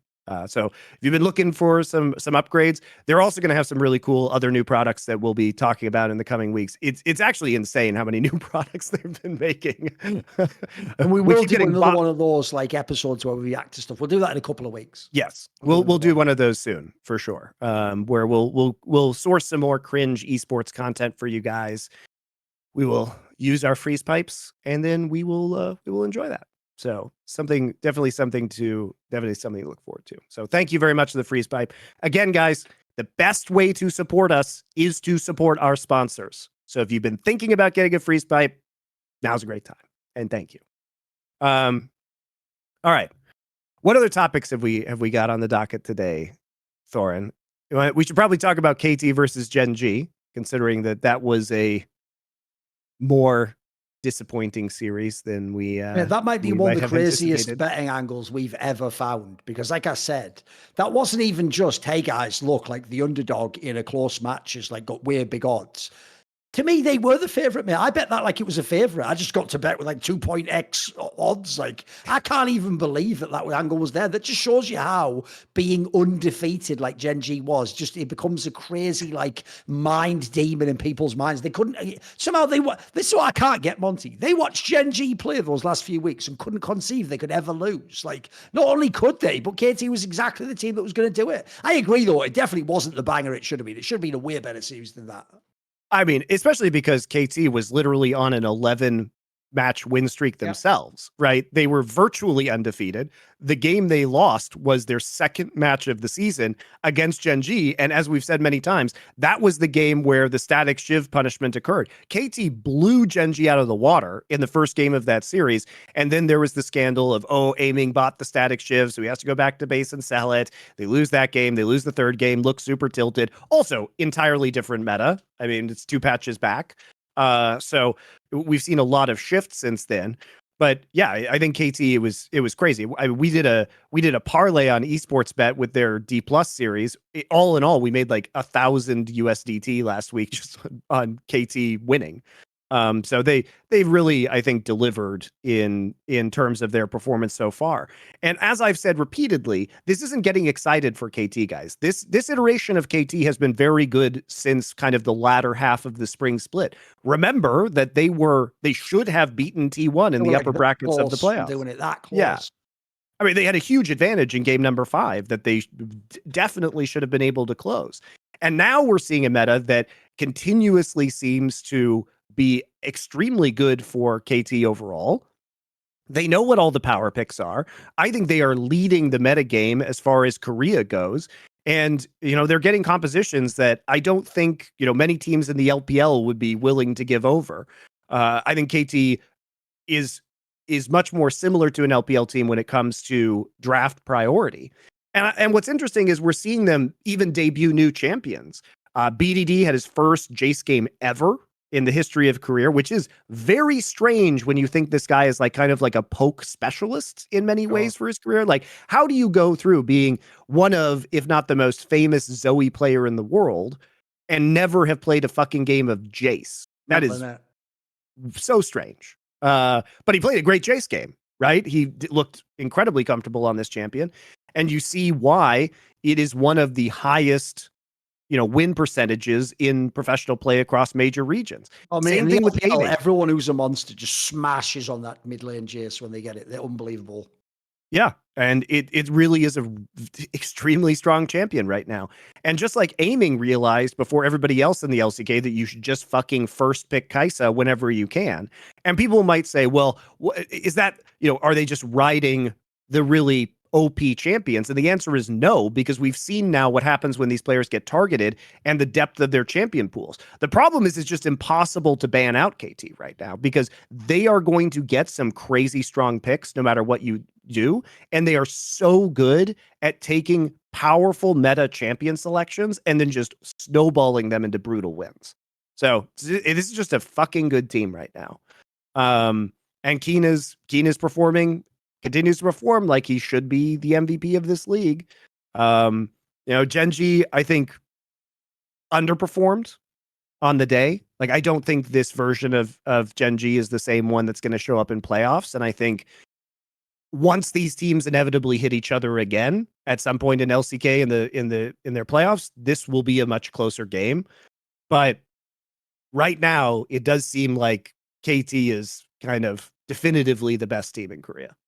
Plus, the hype thing for me is if they make it to the final, well, a bunch of these players aren't super experienced winners who won LCK titles, etc. Like, there's also that factor. It's like, even though KT is the best team now, I'm going to be interested to see who holds their nerve in that final, mate. I mean, if you look at it right now, Gen.G can lose, KT can lose. It could be a pretty exciting one. You have double limb component as well. You might get to see it twice. You might get to see that match twice. Yeah. I mean, I don't know. Like, I think, what's your take on Gen.G these days? Because there was so much hype around Thorin because he had better performances against bad teams. But then now we see the KT game and it's kind of an underwhelming performance by him, especially to the dominance of Keen. Peanut, who certainly was in the MVP conversation, didn't really have the same early game impact as he's had against some of the worst teams in the league throughout Gen.G's run. And, a lot of it was kind of just down to Pace being able to carry with the leads that he had, and he couldn't put in the superstar carry performance, particularly in game number 2.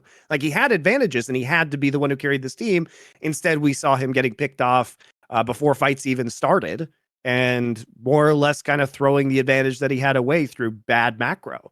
So it really felt bad watching Gen.G here. And I think they're in a similar position to top esports where it's awesome that you have all of these players. And when Thorin is good, he can be very good. But what is he good enough and consistent enough to actually do damage against some of the top teams in the world? And I think the answer is just no. The problem with Gen.G is, like, I always thought, even in the spring, like, it's stylistically what was impressive about them as a team. And they're not the, like, all-star roster like JDG is. Like, if you look at their team, like you say, Thorin's just like, in reality, in a perfect world, Thorin would just be on, like, the 5th best team in the LCK. He's not a bad player, but there's nowhere near, like, some monster top laner. So you already don't really have the win condition out of top lane. Peanut himself he just has issues in game 5s. We've all seen it. And he just has times where he just decides he can't play certain meta champions, even though I think his skill set's totally there. You see some carry games he looks good on still. But he's just decided he's that sort of jungler now. Trophy's mega still. No problems there. Piers is good. He's just not ruler. He's not some, like, absolute... He's not even Jackie Love, mate. He's just a very good AD carry. So I think the issue with their team is just, like, they're one of the most... Unlike teams like Damwon, they can't just pop off individually and win the game. Like, they actually need to, as a team, be all on the same page, everything nailed down. And bunch of their players aren't that experienced. Like, Pace is still a rookie, essentially. Like, I don't blame him. I think he's performing fine. Just the problem is, LCK is a bit weak at the moment, so they are just a clear-cut top 2 team right now. There's no contenders. It's them and KT. So I think they're just essentially, it's kind of unfair. Like, I would think if they were like the 4th best team or the 3rd best team, no one would have any complaints about Gen.G. They'd just be really good. Look how they re-upped and brought people in and repositioned them. But if you want them to be like, remember, they were number 1 in the LCK for most of this split. If you want them to be number 1 team in the world, they're not going to bear up very well on that. Like they can't compare to JDG. Right. And I think the problem with LCK in general is that after Ruler leaves this team, and I don't want to take anything away from Pays because he is a phenomenal rookie talent, but he's still a rookie talent. And nobody expected this team to come back and win Spring. Think about where we were. It was T1 running back their roster again. They were incredibly dominant in Spring. We saw some really big roster moves like Deft to D+, right? Which we all thought is, oh man, this is now an even more stacked roster. Could this team actually be back in the mix for a title right now?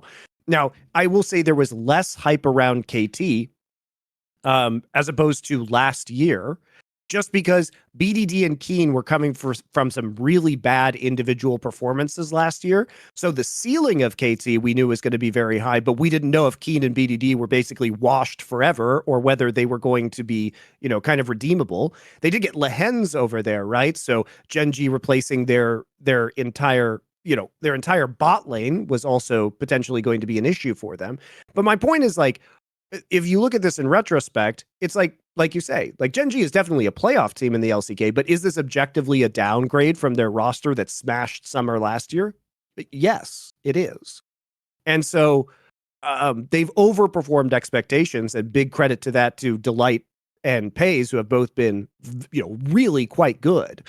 But they haven't been able to get, like, if this team is the one that's running things right now, it just goes to show how much of a disaster, T1 has become, and the underwhelming nature of D+ Kia, as well as just kind of roster construction in general in the LCS. Like, Hanwha has a lot of money and they got Viper, but my God, why were you buying Zeka and Kingen at top dollar? Like, this could be a much better team with the amount of money that they're spending. You didn't need to get Zeka and Kingen. That was a horrible GMing mistake.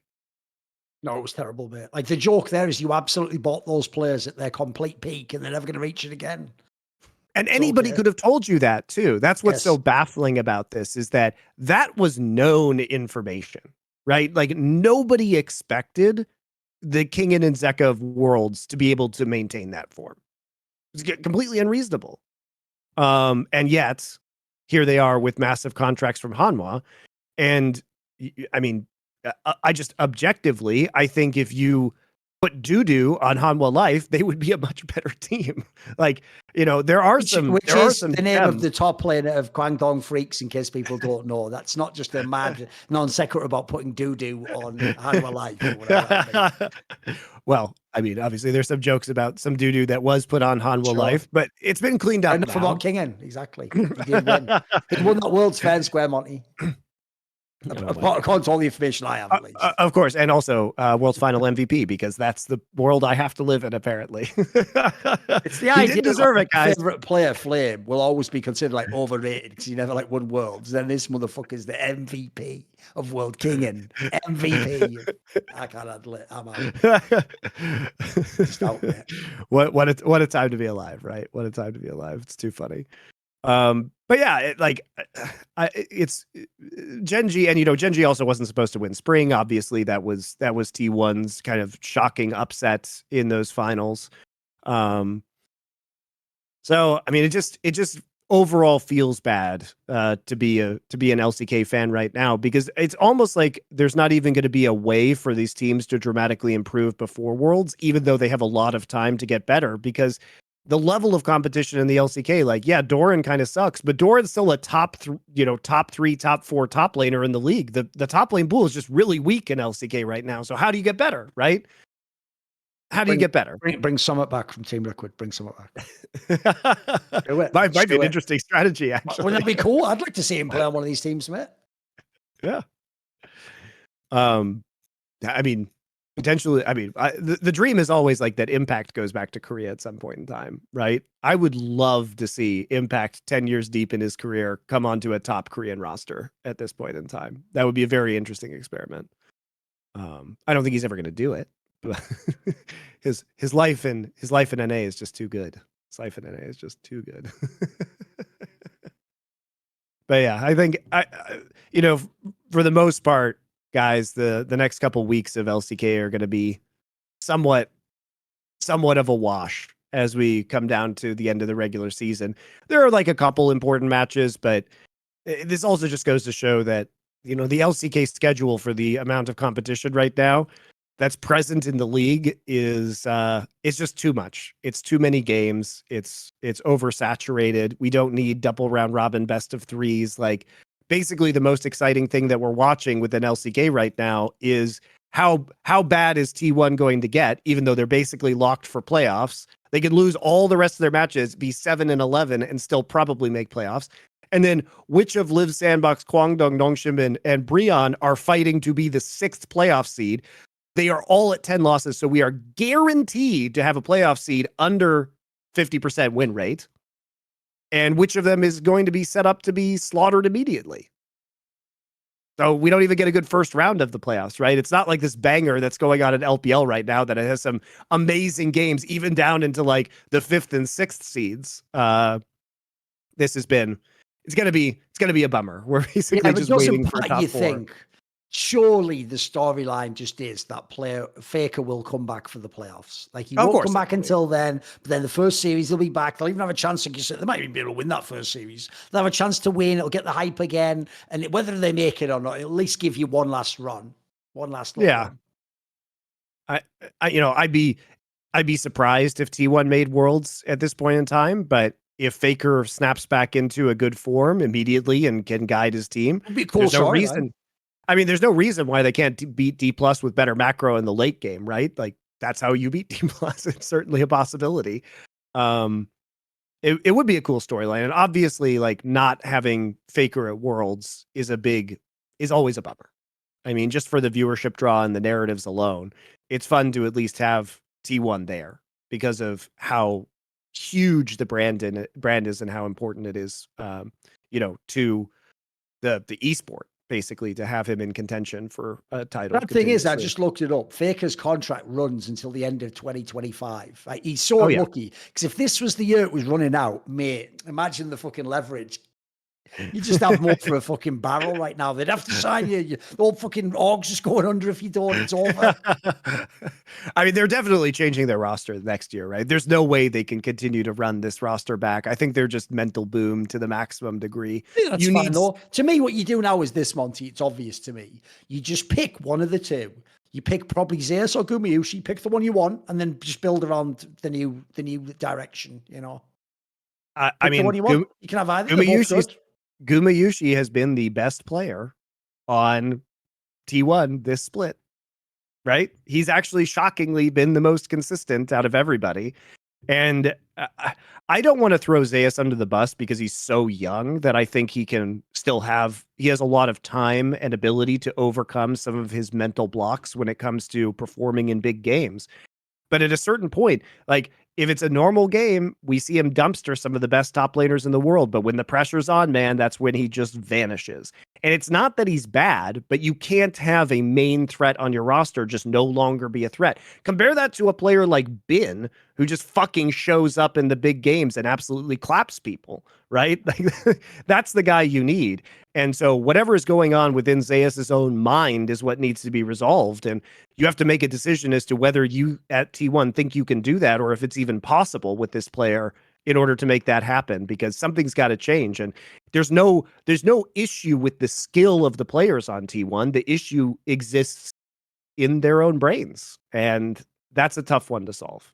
Perhaps I think impossible. there's so many angles you can go with on this team, mate. I mean, essentially, the joke is the only ones you don't replace is Faker and Carrier. Aside from that, it depends which angle you want to go. Like, here's the thing: I think Order's pretty good, but he definitely also has at least 1 or 2 games every big series. He just fucks up inexplicably in ints for no reason. So if you had a better jungler, I don't hate that. If someone like Tarzan comes back, that's the good news is you can essentially go any direction from this team. Like, I really think you could. So you only need 1 or 2 pieces. You could be right back to the top of LCK. Easy.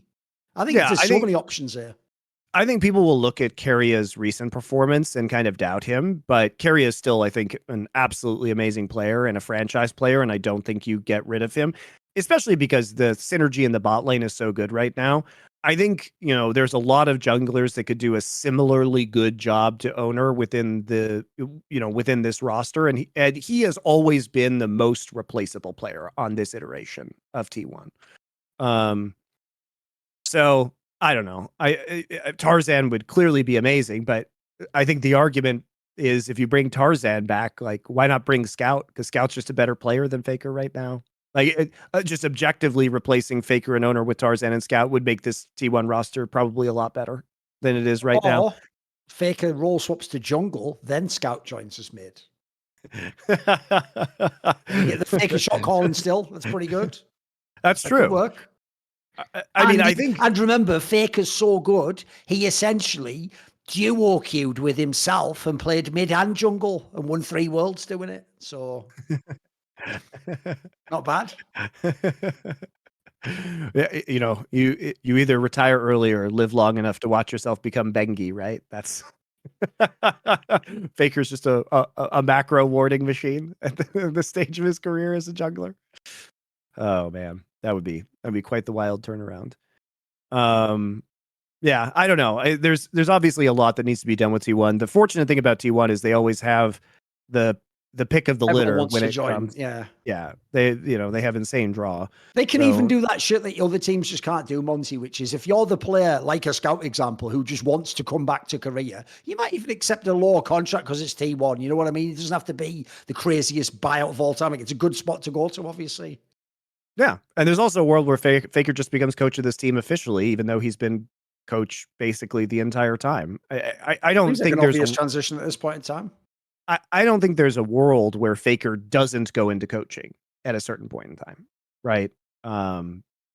Whether that is now or later, and then it's he brings on LS as his strategic coach. That'll really blow your minds. And then here's the thing: Faker's so gangster that the reason why they can't send the trucks is he buys the biggest truck in all of Korea and says LS is my coach, and that puts it on the outside. And even though they just bring loads, but there's a tiny trucks, there's this giant, like covers the side of a skyscraper.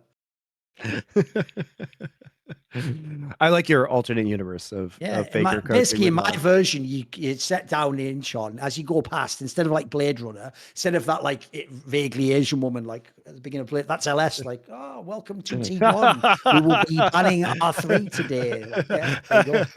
Ivern mid only. Exactly. I love that shit. It's actually low-key hope Scout actually does come back to the LCK at some point in time. It'd be whack if he only plays in the LPL. Come on, man. Everyone's going to have at the end at least a couple of years in LCK just to finish out the career.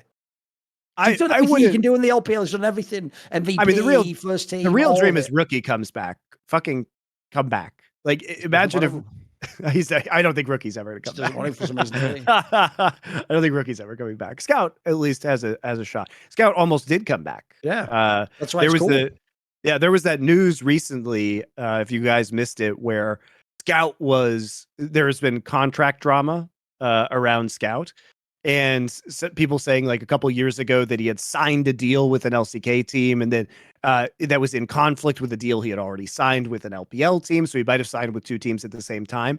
Now, I don't know for sure that team was KT, but I do know that KT 2 years ago was very aggressively pursuing Scout. I would imagine there were other teams that were also obviously aggressively pursuing Scout, and he may have signed it. Yeah, he may have signed a contract with one of those teams instead. But KT was very, very close. I know from my contacts in the Korean, kind of scene, from getting Scout and trying to build a super team around him. And then when they failed to get Scout, that's when they had their more I would say, lower budget roster from last year. That, obviously was kind of just a mid-table, not the most exciting team, trying to play Arya and Vikla in the mid lane instead. They had some pretty good upside by the end of summer, but certainly it wasn't the kind of super team that KT was looking to create at the time. I mean, just imagine if Scout played on like Hanwha instead of Zika. Look how much fucking good that team would be immediately. Just instantaneously, they'd be really good. I mean, I kind of don't want to punish Scout with Clid after having watched. Clid's never coming back now, mate. They're never letting him come back now. Come on, the Grizzly guy looks way better. Come on, surely. Grizzly does look better. He's still obviously a rookie, and there's still a long way for him to go. But I do think that in the long term, that's going to be an upgrade. But the pleasure of watching LNG, and the reason why I love watching LNG is just, it's almost purely because of Scout and Tarzan synergy and what they can do on the map early game and the pathing and the decisions that they make. So I think my personal nightmare would have been having the Scout Clid combo, because it would suck all the joy that I had from watching LNG over the last, couple of years. Well, year, whatever.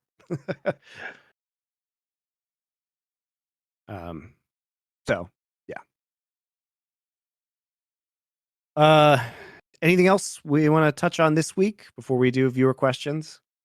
Kind of hit most of the major regions. I guess we can do some about LEC for the remainder of the playoffs. We don't know a lot of the matchups yet. G2 obviously looking pretty disappointing against XL, not the level of dominance. Kind of a weird meta read as well. Seemingly wanting to take some counter picks instead of just picking the power picks in the meta and falling flat with them at times. I mean, it looked like they made it way harder than they needed to. Like, I don't know if this was them trying to experiment, but like, to me, they could have just been very cynical in the draft and just won this way easier. I mean, that's my take on this series also. It was, they did almost fuck it up. They absolutely could have lost this series. It was doable. Yeah, for sure. I mean, I think it's the upside good. Obviously being like no one else in Europe does know how to play a cog ball like them, mate. Like G2 just has that nailed, that comp. They haven't nailed. It's really fun to watch that when they don't get completely blasted in the early game. But I think G2, why I think we were rating them very highly was because they do have a lot of flexibility in the draft. They do have very deep champion pools. They do have very specific counter picks. They're obviously the ones that are kind of debuting the Trundle into Maokai stuff, the Lucian into Jace stuff, right? The Kalista was banned in this series, but Kalista into Kai'Sa. So I think they figured out some really good ways to get isolated preferential matchups in 1v1s and turn those into giant snowballs. Like, big credit to G2 for being able to do this and having the depth with their players to make this happen. The problem is like, you don't feel like they're getting the power picks themselves. It's instead that they're waiting for their opponents to take the power picks and then being cute and trying to counter them. Whereas, like, I mean, I would just say, just take the fucking, like, why are we first picking Rel? Just fucking take the Kai'Sa. You know what I mean? Just fucking take the Jace. Just fucking take the Maokai. Like, do we have to do things this way? I get that you can win this series and you can win games because you have some, you can make trades with counter picks in the draft, but it just feels like they're prioritizing the counter picks instead of doing what KT does and just like, if it's strong, just fucking take it. Just fucking take it. And I don't know if they can't play these things. I doubt that that's true. I think they can probably play these things, or whether they just like to be unpredictable and that's why it's going on. But I hope we do see a shift from them in series moving forward. They should still win the LEC. That's pretty much hands down. Just the question is, are they going to play with the food or not? Yeah. And I will say, like, I talked about this last week as well, where I said, I think Fnatic just has a really bad read on the meta after switching patches. And I think that holds up, right? The second series against SK was much more convincing. it was unlikely that Humanoid was going to have another super bad day. I think that as you go into Fnatic versus Heretics, they should be a really, really heavy favorite.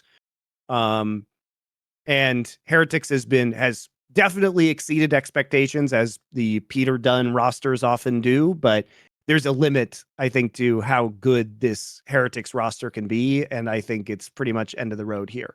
Now, I think the interesting thing is whether Fnatic or Excel win, because Excel at least has a better sense of teamwork and coordination than Fnatic, and that could potentially be an upset. Yeah, the problem is, I think just for the hopes that anything's going to happen for Worlds, you got to hope Fnatic's really good. That's like the one last hope, Yes. because Excel's all right. Like I said, I actually think they do deserve to go to Worlds at this point in time. They look like out of the other teams, if they get into the regional, they probably get through it. So I don't hate on it. It's just the problem is, I don't think there's going to be a banger final, personally. It just looks like G2 will roll over whoever they play. Yeah. And that's in a world where Rex doesn't just like upset Fnatic and ruin the whole fucking playoff run, essentially, which also could happen. It's not impossible. Yep. Yeah. So I think LEC playoffs still, in spite of a close and fun series to watch, even if it was a little bit sloppy from G2, it still looks more or less like a foregone conclusion, because you can see the ways in which G2 could improve very slightly or change their strategy going in, and they would have had a much more dominant series. And these are very, I think, easy fixes to make for them, especially now that they have another week off to kind of refine perhaps some of the more meta strategies on these patches. So yeah, I guess we'll just see. Only a couple of LCS games this week. Obviously, they're not going to be probably big bangers. I mean, it's TL, NRG, and EG, TSM. Outside shot, I guess, that TSM wins, but EG, I think, pretty comfortably the favorites, especially in a best of 5. And it's not going to be until the following weekend that we get to see Liquid like, NRG is the match of the week. Is the match of the week, and should be, I think, pretty probably TL 3-1 would be my check out Competitive Edge on the Esports Bet channel. That's right. Check out Competitive Edge. I think it's going to wrap up our little discussion this week. We'll take a quick break, guys, and when we come back, we'll do viewer questions. Right, we're back for some viewer questions. We source them via our Discord subscribers. So if you go to the Last V Nation Discord and subscribe there, you can find out more information by asking around there. Then you can ask questions for this show. Obviously, we've teased this before. We'll probably at some point in the future, bear in mind we do like the show with Richard that's on the LFN Culture channel, Foreplay, which is the one where we rewatch movies. We'll probably do some at some point on the Culture channel. That'll be like a little AMA with maybe me, Richard, and Monte, just because I notice a lot of them are culture sort of type of questions. It's just that we haven't yet like figured out how to transition that out. But for now, obviously, you can ask pretty much anything you want, as long as it's interesting. Yeah, exactly. I know a lot of people also don't even watch SI anymore. They just watch the Q&A section if they're not into esports. So shout out to you guys. Are you thinking about or planning any larger scale historical esports content? I was watching Ken Burns' Jazz documentary and thought it would be great to have something like that for esports as a whole or some specific game. Well, my friend, we would love to do more long-form historical esports documentary content. However, that is very expensive to make. And I will say that we have had some pitches out to major sponsors in order to find money to do this kind of content. It is cheaper for us to do this kind of content than most other people because we have a wealth of talent that know and have lived through the history of esports, especially Thorin, who are, the best talking heads and best narrators in the world for this kind of stuff. But it is just, we would have to hire outside producers in order to make this content, which means that we would need a budget to do that. And so we would love to have a major sponsor who would be interested in partnering us on this style of content, because we can make it for cheaper than anybody else. But even then, it is expensive. So just depends on if we get money, basically.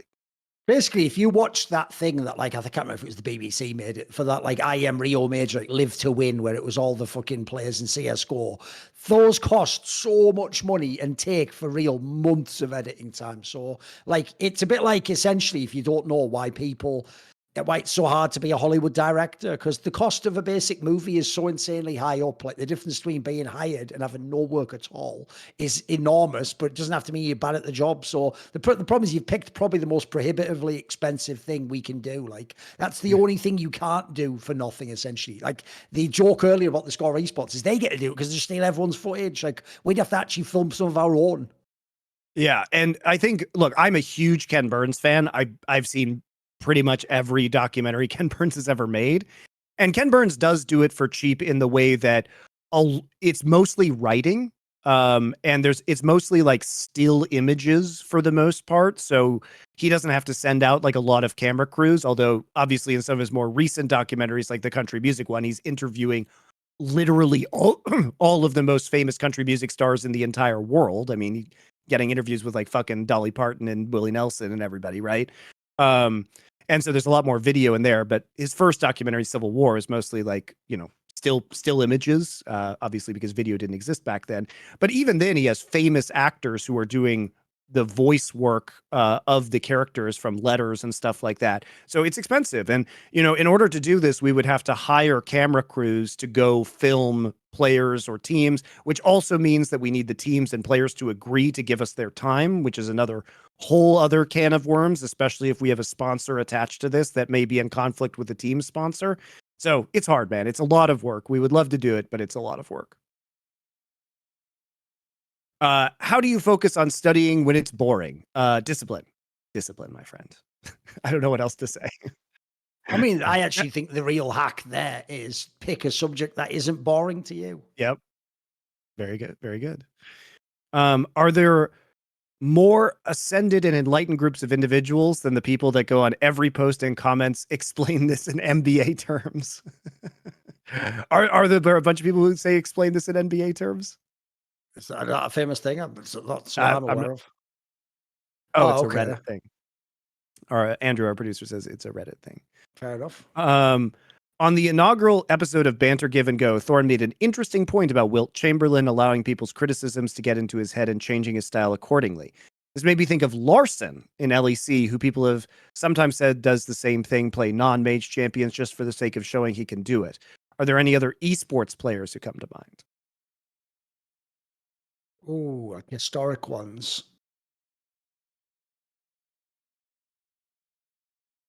The problem is it's hard to find people that actually went completely against their own style like that, because usually, if anything, people do the opposite. They just stay too close to their strengths and weaknesses and never gamble outside of it. So I'm trying to think who would even be a good one for that one. Essentially, we're just trying to find someone who, like, people's criticism of them got to them and made them do, like, the other way of playing the game or something. No, because I think usually, I don't give a shit on this question. I don't care why. Abort. Abort. This wasn't interesting. What are some of the funniest displays of incompetence in esports? I mean, obviously, this is going to be everything to do with the conception of and formatting of the LCS and international tournaments in League of Legends, as we talked about earlier. The idea that the early people were just obsessed with the NFL in a game that is, esports are much more akin in terms of formatting to the NHL and NBA than they are the NFL. And the idea of this buttoned up professional atmosphere that had never existed really in esports previously. And indeed, the most famous examples of English-speaking esports was a very casual style of commentary that was developed by Tasteless and Artosis for StarCraft, which was immensely fun and still is, a great time. And their insistence on kind of modeling American sports inexplicably. These weren't even people who came from the NFL. These were just fans of sports who got jobs at Riot and thought they knew the best thing to do, which then ruined us for many, many years and really stalled out what could have been the potential of League of Legends esports, in my opinion. So really, really rough. I mean, I famously told the story too of Riot scheduling the first MSI in Tallahassee because there were a bunch of college kids there, only to show up and have the college kids be on vacation. How does that happen? You don't even look at the school schedules, and then you have a half full stadium. It was wild. I mean, there's just too many, like CGS, Overwatch League, like pick. Did you have any ones you want to bring up right now? I mean, obviously, Lena and fucking Double-If with the Lenovo laptop. That was pretty up there. Actually, just on record, getting themselves violating conflict of interest in a totally unacceptable way. GamerDoc, the person whose job is to be the senior director of performance at EG. If you don't know, I think their CSGO team is on something like a 13 series losing streak on LAN, which got to be a record for like a tier 1 type org. You could do way back in the day in 2015, ESL went to the country of Dubai, and when they, well, United Arab Emirates, whatever, and when they went there, they planned to have a Counter-Strike tournament outdoors during the day. And they quickly found out you would be dead and had to run it at night. Like, imagine even the logistics of that. Like, you all arrive and your plan was like, yeah, shut the desert. Let's just go out in that desert at like fucking 3 p.m. in the high sun and just play video games. Like, there's a fucking top-notch one. The story we've told in the past Season 2 Worlds where a cable just got shredded by the fucking stage and therefore the internet was just out for like 8 hours intermittently. Like, there's some of the all-time greats. Some of the most incompetent shit ever has been in esports. Yeah. Yeah, I mean, any episode of The Four Horsemen, just watch that. There, it will always be incompetence. Do you have any relationships with Dota talent that could be added to the LFN roster? I usually enjoy listening to Suns Fan and Cinderin's We Say Things podcast. If you're familiar, I'm familiar with that podcast. Yeah, I mean, we do want to expand into other esports. That would certainly be probably of interest to us. The Dota scene is very opaque to me. I know some of the casters over there. But it's a weird, very niche space. So we'd have to think about what kind of Dota content we think it would be good to create at this point in time, and probably wouldn't be the top of our list of new esports we wanted to get involved in. But eventually, I say, with growth, sure. The problem to me is Dota is one of the only spaces in the history of esports that is actively hostile to my type of content, and not just because I make it. Like, they really are like the football fans of sports. They are the most knuckle-dragging, cretin, moron who thinks their game on a hero in a fucking solo queue game is in any way means that person's an expert. So, like, for example, I made a video years ago. It's only aged like the finest wine now. I made one like 4 or 5 years ago, which was like, I made a round table of people who are experts about Dota, of why has RTZ never won TI or a major. It was a fucking banger episode. They didn't find that interesting, Monty. Their take was like, but I think he's good, so just stop hating on him. She's like, you know what? I will. I'll just shut it down, shut the laptop down. I'll go to any of my other esports I can be in, and I'll go do it there. So you know what? There is no incentive to make content in Dota. I agree. Fuck Dota. It is really hard to justify making content in Dota. It's also, like you say, Thorin, the numbers aren't even there, really. And whether that's shit, and they don't want to watch it, mate. They just don't for some reason. Just an uninspired generation. If money/resource wasn't a constraint, are there types of content you currently don't produce that you'd love to make? Sure. Content where I get paid $1 million. I mean, like we said, we want to do long form documentary content in esports. That would be amazing. I'd love to do general gaming content. Obviously, the only constraint that we have at LFN is money. Like, everybody, I think, has huge willpower and time to put into this thing. Thorin and I are doing 1 million different podcasts each at this point. I'd love to do more. It's just a matter of how can we get sponsorship or investors in order to help that growth. So yeah, that's it. But it's weird. The side channel / non-esports stuff is probably the real goal, because the dream would be that as your actual job, you get paid to watch the movies you want to rewatch and the sports things you want to. Like, if people don't know, that's actually probably the most overrated part of the media business. You know what I heard years ago? People don't get this. Is the real reason why all those Kotaku journalists are so fucking bad at writing, Monty, is because they don't want to review video games that are just random flavor of the month games. The joke is they really are someone who wishes they were writing a political article about how alt-right politics has changed American landscape of culture, right, Monty? So what they do is they go, well, that's weird, because my actual request from my editor is a review of Tom Clancy's Rainbow Six 2, but I really want to write about this alt-right thing. So wait a minute. And then they just find a way to make the review about that. So in the same way, right, what people don't get is, I'll give you a very quick example. Way back in the day, in the early days of esports, I knew a guy who was a top 1.6 player. And because at the time he couldn't make much money as a pro, even if you were the best in the world, he took a job as a games tester for like a proper, like, I can't remember which one it was, but it was like a famous actual like studio in like Texas or something. And he said it was the biggest mistake he ever did, Monty, because you hear that job and you go, wait a minute, I'm playing video games all day. It's like, no, you're bug testing a video game all day. And when you find the bug, your job is like replicate it 10,000 times with evidence and then submit that and then try and find another bug. You're not playing the game. That sounds awesome.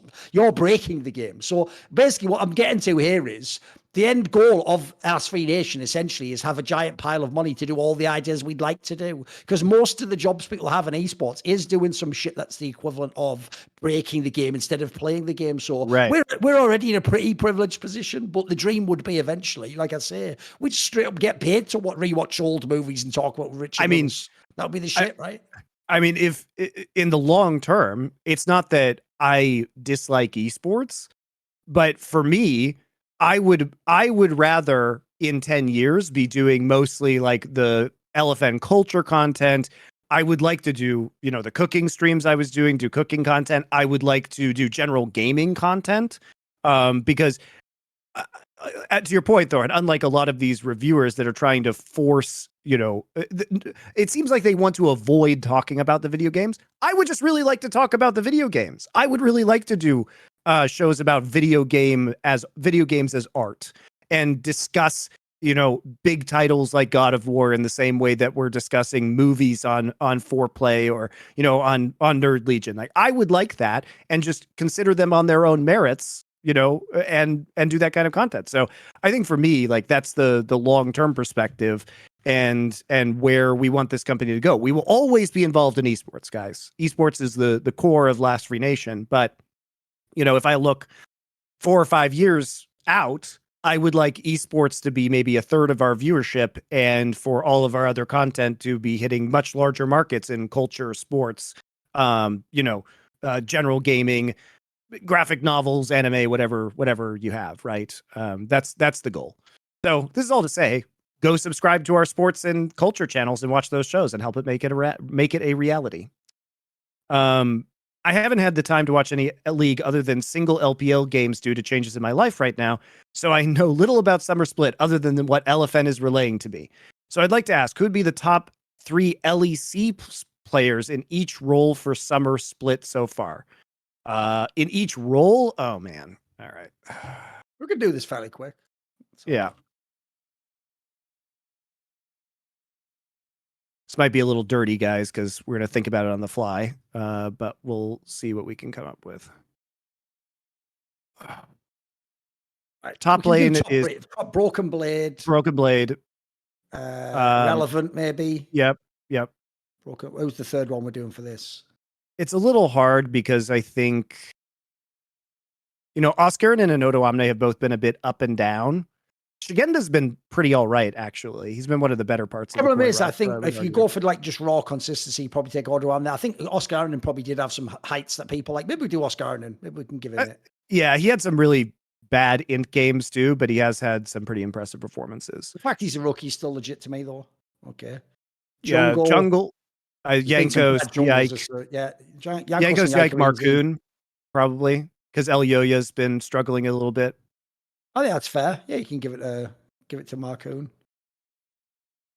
Mid lane is probably Caps, VTO, Larson. I mean, Amadaga's been really good recently, but as far as the entire split's concerned, it's probably Larson. AD carry. I think you have to put Hansama, Noah, maybe Crowney. Promise ADC is pretty bad right now. Let's see, Hansama, Noah. I think Patrick is probably this split. Maybe Crowney's better overall this year, but this split, I think Patrick is probably better. And then support, obviously Mickey X, who I still think is the overall year-long MVP. Trimby has been really quite good on Fnatic since moving over. The third one's almost impossible, though. How do you even pick the third one? You know what I mean? It can't be Yellasang. At Vienna, I don't think No. so. Maybe it is just fucking. Maybe It might be Lavrov can have Limit. it. It might be Limit or Labrov, honestly, just based on the current meta. Probably Labrov. We'll give it to Labrov. All right, there you go. That's our quick and dirty top 3 LEC players in every role. Let's go. What are your thoughts on Frank Herbert's writing in Dune? I've heard a lot of criticism of his prose and style of writing. I think it's fine. I mean, it's not. I don't think it's really. I think a lot of his like metaphysical points are really quite pithy. People complain about that. Have you heard that? What I before? don't get is where, like, what's there's not even a citation there from who? From morons? Who cares? Like, was it someone famous or someone know? Was there even any criticism we can hear? Like, basically, that's one thing I'll never understand. It's actually a rule I have on my Discord server. Is on my Discord server, you're not allowed to talk about things you heard about because no one gives a shit what you heard. Like, what you can do is this: you either talk about what you've done or you reference, like in this case, if you said like, give a random example. If you said like Kurt Vonnegut said his writing wasn't very good, it was a bit terse as well, that'd be interesting because I know Kurt Vonnegut's style. Like, to me, that means nothing. Like, I don't really care. Spoiler, if you haven't noticed, things I think are brilliant, everyone else says is shit. Like, every moron says, just don't even go past the first book. Mate, don't even bother with the first book in your case, by the sounds of it. All right. Insane overreaction to the Wimbledon final, but do you think it's likely that Carlos Alcaraz at the end of his career will end up winning 20 plus slams like the GOATs? That's how I say it, right? Alcaraz? Is that how I pronounce it? So, yeah. Okay. Seeing as Alcaraz probably doesn't have to compete against players as good as the big 4 in his career.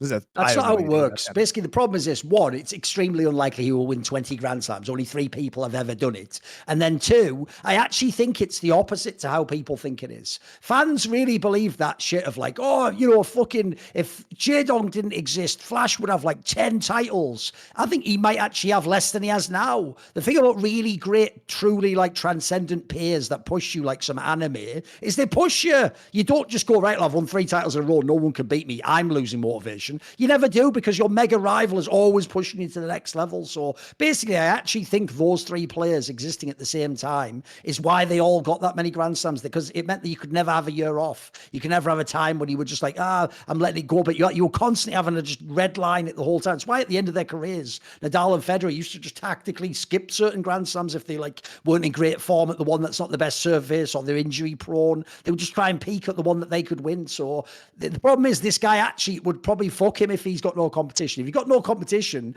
most people, people will never get this, Monty. They think that cause like elite athletes are a tiny fraction of a tiny fraction of a tiny fraction. They don't get that even among them, you have the uber alpha Kobe Bryant type guy who practices forever. And then there might be like the second best player in the world might be a guy who doesn't practice that much. So I would say the main issue is more mentality. I think it's very, very rare you get the mentality that will keep grinding for 20 years.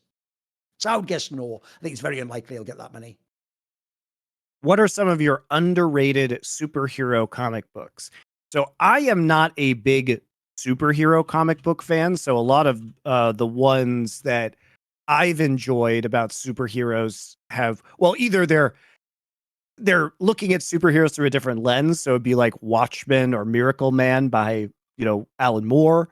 Or it would be stuff you've given to me, Thorin, like I really enjoyed Red Sun, the short series about Superman having landed in the Soviet Union instead of America. Do you have favorites? I mean, I actually have a video I'm going to do like this on my side channel, so I'll just give you a couple. So what I'll do is I'll give you some quite obscure ones. In the same way as I often recommend European comics because they don't have the same laws on what you could tell the stories about. There's a series by someone called Brian Talbot, who's a sci-fi writer, called The Adventures of Luther Arkwright from the 80s. And essentially, it's like if you had like a hyper-violent, like sci-fi James Bond that can just travel throughout like time and space. And like essentially, it's like a mixture of like, not quite steampunk, but like there's some sort of like more aristocratic elements mixed with like Blade Runner-esque elements, as it were. So that's like a pretty out there one for an old school angle people can go for. Then I'll give you the opposite. I'll give you what's basically like just pulpy, just TV channel type stuff, which is if you like Garth Ennis, the guy who did Preacher and loads of those, he did a series called Hitman in the 90s, which was a character where it's this guy where basically you'd have to see it. He got bit by like an alien. He has some like superpowers of his own. And basically the style of it though, he is just like a sort of like a almost like a mafia type guy from like Chicago or something. It's just a quite well done humorous aspects. So people don't know Garth Ennis doesn't like superhero comics, so it's like within the DC universe, but he's doing his own take on it. And then I'll give you one more, which is I'll give you since most people have already heard me recommend like the famous Jodorowsky ones, there's a really obscure one, but the problem is I will warn you, it is really dark. Like it's incredibly transgressive. It's called Borgia, and it's about the Borgia popes. And basically, it's like I say, it's full on. It's like there's like all transgressive aspects you could imagine. The Borgia popes were pretty full on, just as people. So. There's three. There's some ones you never heard of before. Do you agree with the lengths Riot is going to curve toxicity? Dota basically just has a prisoner island system for toxicity that barely works, and it seems to do just fine.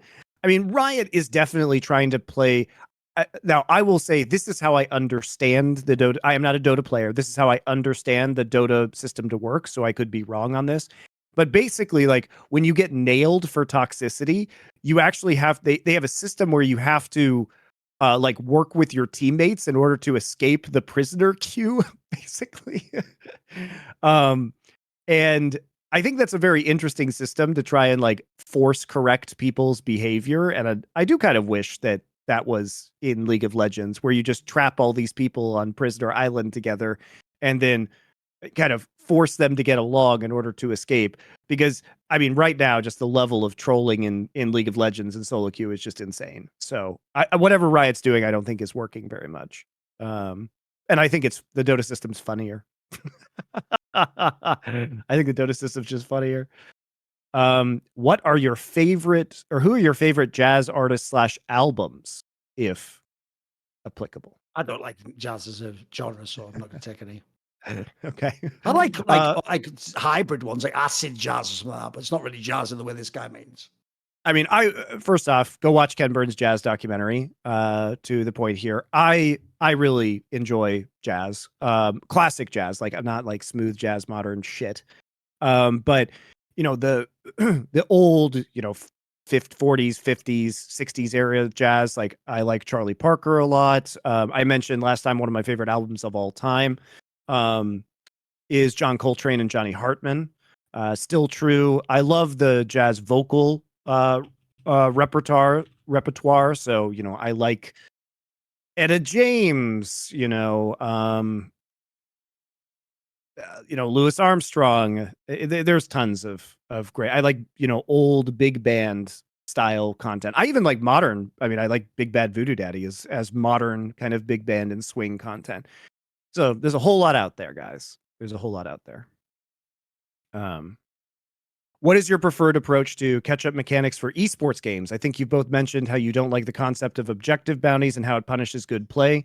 However, you've also mentioned how games can be decided really early, and one of the jobs of casters is to fill dead time in games that are decided early, and teams are just going to go through the motions of closing out the game. Seems like a complicated issue to address, not even factoring solo queue / casual play. Specifically for League, if you had full control, what would you change? I mean, I would revert a bunch of the crazy, lane swap things that they decided to do so that the pro game was more interesting again, even if it doesn't resemble solo queue play at all. And probably at this point in time, you need to do something about the Herald and Dragons. Like the game is becoming too static, where it's like, I mean, League of Legends in a nutshell is basically this, like, can you get an advantage in one of your lanes that you can then repeatedly punish and snowball? So, like, can you get a flash out of their AD carry and then just kill that AD carry multiple times in lane and try and snowball off that advantage? Can you, like, then it becomes down to everybody groups for team fights at 20 minutes into the game around Dragon or Baron. And can you, in between dragon spawns, fight in the neutral in a way that eliminates summoner spells and ultimates so that you have an advantage at the apocalyptic fight that happens? And there is some level of split pushing. There's some level of cross mapping. But at the end of the day, giving up Soul or Baron is such a disaster and basically makes the game unwinnable that what do you do? So I would say, like, lower the power of Dragon Souls would probably be a good one to avoid some of these and make it so alternate strategies are available to people. Problem is, I just really hate all combat mechanics. So I don't even care, even if it's immature answer. I just don't want any of them to exist. There you go. Tough shit. I come from Quake, mate. You just have to be better. Just be better. There you go. Last episode, Freud was briefly brought into discussion. Curious of your favorite Freud book, if either of you have one.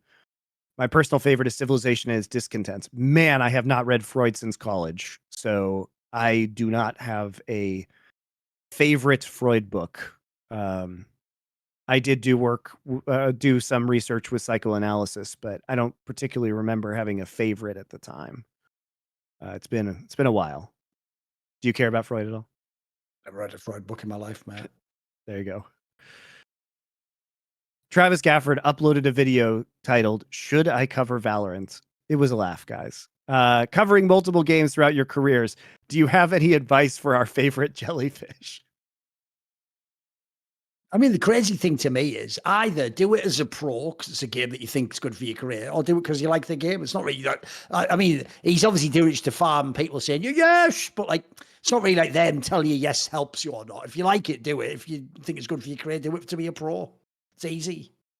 Problem solved. I mean, he released this video basically bemoaning the fact that his channel's views were down, obviously because of the disappointment of the LCS and the fact that Worlds is not going to be in, North America. And clearly everybody's having issues with sponsors in esports, us included. Like, in a normal market, LFN with the numbers we have would have even more sponsors than we got. We are fortunate in that we are one of the few esports entities that is actually getting new sponsors right now. So I think it's a testament to the strength of our content and also to our audience who supports those sponsors. So thank you very much. But the issue with Travis is like my fundamental view of his content is that all he does is let other people make his content for him. He says on the channel, like, I can't do the blame game anymore on my channel because we don't have money to pay Mark Z. So Mark Z, he was paying Mark Z. His entire content is interviewing people where other people provide the answers. And I wouldn't say his questions are particularly insightful. Some of his best performing content is simply doing scheduled interviews with Riot executives in which they are able to tell him to re-record the entire interview. So he's basically just a PR mouthpiece for Riot's esports team. Never asks any of the really difficult questions or holds them accountable in any kind of meaningful way. A lot of his content is these quizzes of players where, again, it's about the players making the content. His podcast is a show where other people call in to provide the content.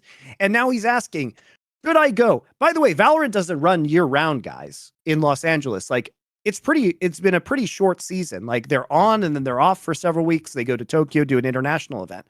So the question is, Travis, on the 2-day, remember, there's no overlap between LCS. Is it possible for you some weeks to go to the exact same studio where you have press credentials and a relationship with Riot already, sit in the same press room and do interviews 5 days a week, like a normal fucking work week for people? Can you do that some weeks of the year? Not every week, not 52 weeks a year. Can you do 5 days of work interviewing players, maybe 10 weeks a year? Can you do it? Like, why isn't he already doing it? It's so free. It's the freest content of all time. I don't get it. I mean, in general, like, this can expand to more than just Travis. I just generally find it whack where people's whole thing, like, oh, I need to pivot my career. Then have you tried doing everything? No, just wondered why I should do it. How about just hustling? Do some work. I mean, yeah, exactly. And also, the thing with Travis is the same thing we were talking about with Riot. They just assumed the LCS good times would continue to roll forever. And they had no plan for what happens if the money suddenly goes away. Even though they knew it wasn't sustainable, even though they knew, like, Riot has the, I mean, both Riot and Travis had the information. Travis is the one who releases the team salaries.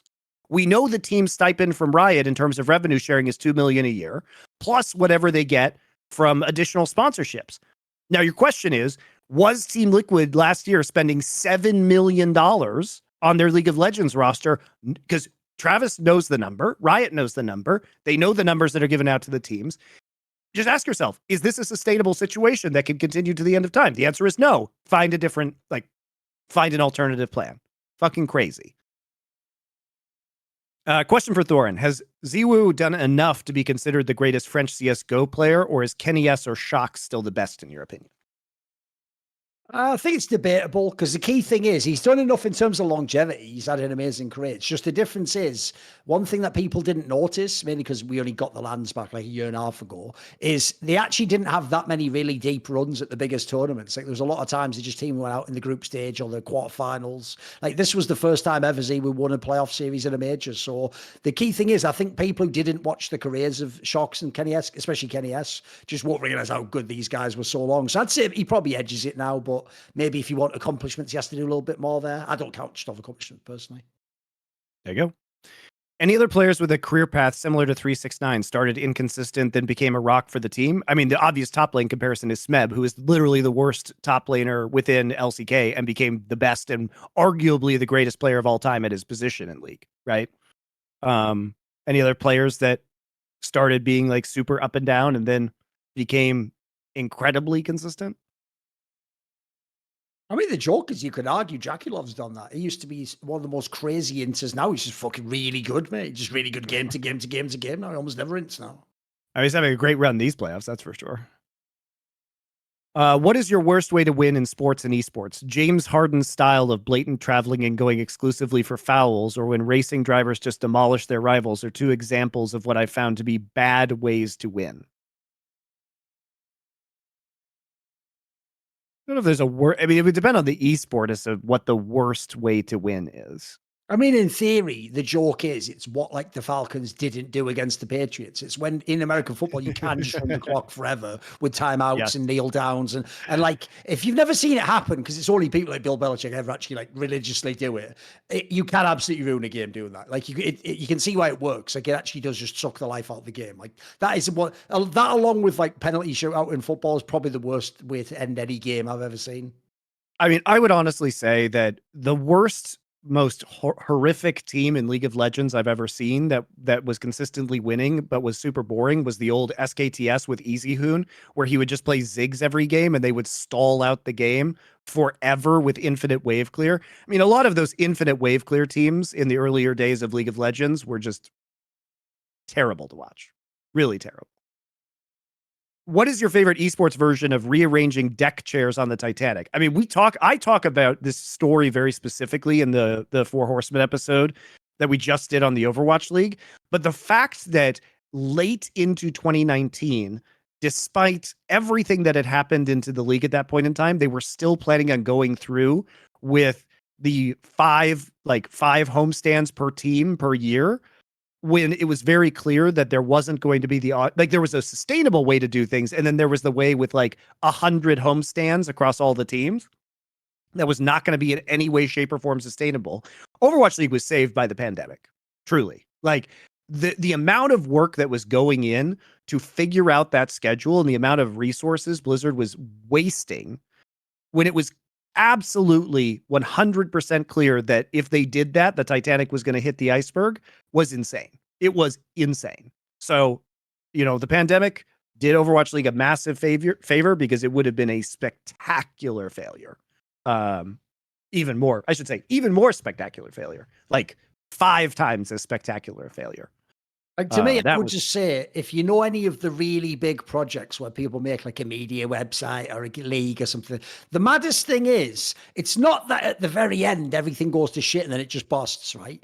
It's like right up until the very end, they're always still doing insane shit, like adding more executives on 6-figure salaries. And it's like, I'll give you the example, Monte. Way back in the day when I did physics at school, the guy who did physics used to do those experiments that obviously have been done in like biology, where you make like an ecosystem and you have like some vegetation to keep the insect alive, and you have to like keep the CO2 and the oxygen levels enough that like it can self-sustain itself, right? The analogy would be in esports, they have these companies that essentially have cancers within them, eating them alive, and they're adding more cancers right up until the moment they're completely overwhelmed and the whole company dies. Like there's never any like taper off. They never like figure it out halfway and start fixing it. It just eventually becomes organizational bloat, and like I alluded to with the G4s of the the world and the upcomers of the world. If you guys only knew how much money they waste on the people who never appear on camera and never do anything that you're aware of tangibly, that's like where the lion's share of the fucking VC is pissed away in all these companies. So I would say that's pretty insane to me. Like that angle never ends. Like it's why I get that angle that I told you was so funny to me about the GamerDoc woman when I made that video. That it's not just that she's a grifter. She herself calls everyone who isn't a grifter like her a grifter. Like, it's like, for real, these people, you know, they're so contemptuous of esports and they don't just think they're even nicking money. They think everyone sucks. So they think it's just logical they should get their beak wet, as it were. So I'm just amazed how much of that still goes on to this day. Like, so essentially one bad entity gets into one of these orgs and they just recruit other ones and eventually take the body snatchers, mate. By the end, it's just way too late. You can never fix it at the end. Well, it's also, I think, in the like the G4 / upcomer / Ven train wrecks. One of the main problems was that they didn't want to build it piece by piece slowly from a solid foundation. They think if they put this shiny thing out there with so much money behind it and invest, crazy amounts of money, that the audience will just suddenly show up, even though that's not the way content works anymore. Like, you don't have, G4 didn't have a hold on their audience because everybody only had TV and it was the only thing about video games on TV. There's literally an infinite amount of video game content out there right now, and nobody cares that it's super polished or not, right? So why not just slowly, iteratively build it and figure out what works with your audience rather than just attempting to launch this hugely shiny and expensive thing that is destined to fail because you just don't have enough time for it to catch on.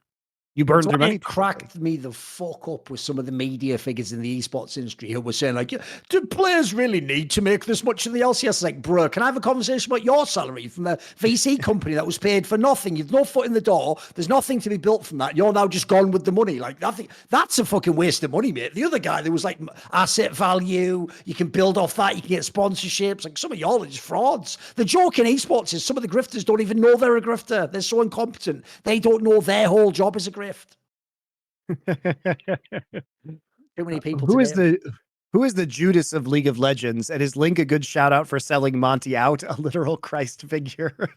It's funny because Cristo, obviously, Cristo means Christ in Italian. Like, MonteCristo literally means Christ Mountain. It's the Italian name of an island, right? No, Link didn't sell me out, guys. Like, don't demonize Link like that. He was just an emo little kid. You know what I mean? He was dismissive. Who's the Judas of League of Legends who sold it out? I mean, Riot, obviously. Riot is the Judas in this situation. They took this thing that was, pure and fun and then completely sold it out and killed it. I mean, to me, after all the Danny shit, there's a lot of Judases, mate. There's a lot of people who supposedly were all important and cared about this, that, and the other. Can't say a fucking word. By the way, think how fucked in the head you have to be that you can't even just say this statement. I think what happened to Danny was unacceptable and can't be allowed to happen again. Just leave it at that. Not even, you haven't named a name. But even that is not allowed. That shows you what a sick fucking industry we live in. Yep. Yeah. I mean, all the people who were around that situation, apparently it's impossible to say anything. Crazy. If Faker were to retire from professional player from esports in general, who would you market the T1 brand around? Would you pick someone from the current T1 roster to become the next figurehead of the org, or would you try and bring in an established star player? I think it just depends on what your options were. Like, if you lost Faker but got Rookie, clearly you build it around Rookie. If you have to pick a current player, Gumayushi is, very cocky, fun personality that you could do a lot with, I think, in terms of building brand. If anything, though, T1 has been very successful about building the brand around all the players at this point in time. Now, do I like the way they've done that with the K-pop styling and like their weird ass fan cult? Not particularly, but they have done a good job of accomplishing that goal. I mean, to me, that's why getting Scout would have been perfect. So he can even do the whole prodigal son angle, can't you? And then he comes back. Now he plays for you when he's already won Worlds. So I think that would just be a slam dunk, wouldn't it? Sure. There's a favorite age-old Thorin question of mine. If aliens were to come to this world, yes, the classic from back in the day, in the light of cosmic horrors and player of games suggestions, I don't know what that means. That was what the book that asked about the culture series last week. Right. Yeah. What would be your favorite alien race slash sci-fi race to see come and play League of Legends against us? A team of Vulcans, a team of the Things, a team of culture gamers, etc. What would their style of league look like? And assemble a team of humans that could possibly save our lives. I mean, the obvious angle is it should be the Telaxu, because they could just make goalers of all the great players in esports history, couldn't they? You could actually have a team with Faker and Flash and Dong and Boxer and all the greatest minds ever could all be on one team in their prime. And then you have the real players play against them. There you go. That would be fun as fuck. That's a good one. What is your opinion on the Shawshank Redemption being considered a favorite movie / the best movie of all time to a lot of people on the internet? That's just a normie take, because you have to realize if you're just like a normie, it's obviously the best ending ever for a movie. You're like, oh my god, but it's like it's cheesy as fuck. It's at the point now where it's a little bit overrated. It is a really good movie, but it's a little bit overrated now. Yeah, well, that's my take. Is it a good movie? Yes. Is it super cheesy? Yes, it is. I mean, there's not like a significant amount of subtlety in that movie. I agree. It's a normie take. It's like the least challenging, least offensive good movie that everybody can agree on is a good movie, but it is also crazy overrated. Do you enjoy visiting museums / historical sites? If so, are there any specific ones that you would recommend that are worth seeing? Not really. It's not my style. Okay. I love museums. Museums are among my favorite places ever. Historical sites I love going to as well. You know, I'm one of those people who will spend 12 hours straight just reading things in museums and walking around. As far as, I mean, I've been to so many in my life, it's kind of hard to, pare them down. Basically, anytime I visit a country, I spend a lot of time in various museums. So let me think of some more you niche can't really ones. Go wrong with the British one, can you? That's got all a British museum's fucking insane. Like, obviously, it's great. The Elgin marbles are just so important historically. The Rosetta Stones there. I mean, the British Museum is wonderful, wonderful, wonderful place. I go there anytime I'm in London. Low key though, Victoria and Albert Museum, very underrated in London, as often has some super interesting exhibitions. So let me give you some like kind of niche ones that you may not be aware of if you visit various countries. So in New York, there is a museum of Himalayan art called the Rubin, Rubin, which is one of my favorite museums. They were the first place to exhibit Jung's original copy of the Red Book. And for those of you who don't know, the Red Book, if you're into Carl Jung, was basically his personal, I would say, journal. It's not really a journal, though. It's written entirely in Latin that he did in calligraphy. It was an exploration of his own psychology through text and drawing mandalas and a bunch of other stuff that then later informed his framework of psychology in which he wrote, his major works. And it was it's very personal. And so it was a private piece held by the Jung family for a long time that nobody got to see except specific scholars. And then eventually the Rubin put it on display and they released a copy that anybody could buy of the Red Book. It is a fascinating, fascinating book. So they also do a lot of stuff in terms of kind of Himalayan adjacent art, because clearly like Jung was highly, highly influenced by mandalas and Buddhism, these kind of practices. So they've done a lot of really interesting stuff. That's a very kind of niche museum in New York City. Shout out in Los Angeles to the Museum of Jurassic Technology, which is a satire museum that is very funny and very clever. So it's basically a museum about fake things presented in a serious manner. It is wonderful. In Dublin, this is a very strange one. You would not expect this to be there. There is a museum called the Chester Beatty Library, which is one of the great museums in the entire world for religious texts. So they have a bunch of absolute masterpieces of Islamic calligraphy, Buddhist texts, early copies of the Christian scriptures. This guy just created one of the most wonderful religious manuscript collections in the world. And that you would not expect it to be in Dublin, but it was just this very rich Irish guy who makes this, who does this kind of stuff. What other museums are there that are super informative? If you want something that's obviously really, a very sobering and visceral experience. When I was in Cambodia, I went to Tuol Sleng, which is the museum around the Cambodian genocide that is inside the building where they did a bunch of the torture for the Khmer Rouge in Phnom Penh. It is not a fun experience, but it is incredibly well done in terms of the way the information is presented in English, particularly. It's very, very good. It's a very, very good introduction to what happened there. So yeah, that was those are some. I mean, there's tons. I've been to tons, but those are some more niche ones that you guys might not be aware of. What are some great esports rivalries that are underrated or underplayed by broadcasts, either current or old rivalries?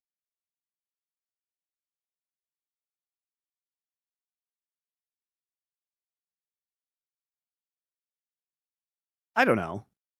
I feel like most of the rivalries are pretty well documented by esports. No, but I know what he means. data. Like, the problem is there's always, in the same way as like the obvious example would be like KT versus T1. It means that there's always one that gets a bit underplayed. Like, people probably do forget now that it was actually Rocks Tigers versus T1 for years, not KT. Like, there was down years in that sense. Obviously, people know like Fnatic G2, but like, let me think, what else would there be? That's a tough one, actually. What would be some more? If anything, I think esports rivalries are kind of, overplayed a lot of the time, because the problem is like when teams literally have entirely different groups of players. I mean, I hate this in traditional sports as well. It's not really the same rivalry. Like, for example, the reasons why the Avalanche Red Wings rivalry was so fucking great in the late 90s and early 2000s. I mean, I don't care about that rivalry now because none of the players and storylines exist any longer, right? It was interesting at the time, but I do think that, especially in esports, because players and teams have such a high churn and a very short career time for the most part. That's why it's so remarkable to have players like Rookie and Deft and Faker that have, been around for 10 years. It's very hard to build up authentic rivalries, right?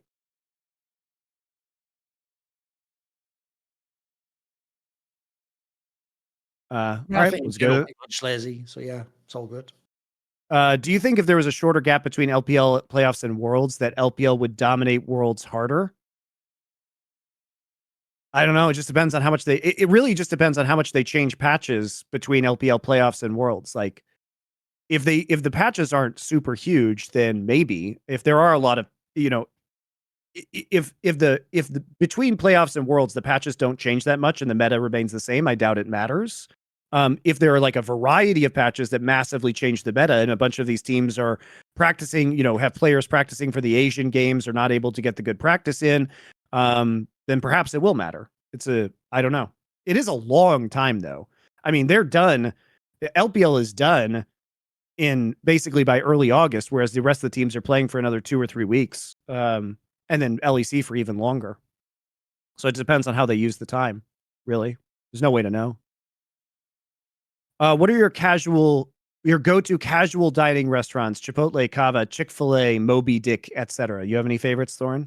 I mean, I often like to eat keto, so I'm a big fan of Nando's and that type of Portuguese style, like roasted chicken with the peri peri sauce. People don't know peri peri sauce is really good for like low carb. So yeah, I'm a big fan of that in general. You can get them in almost every country, basically.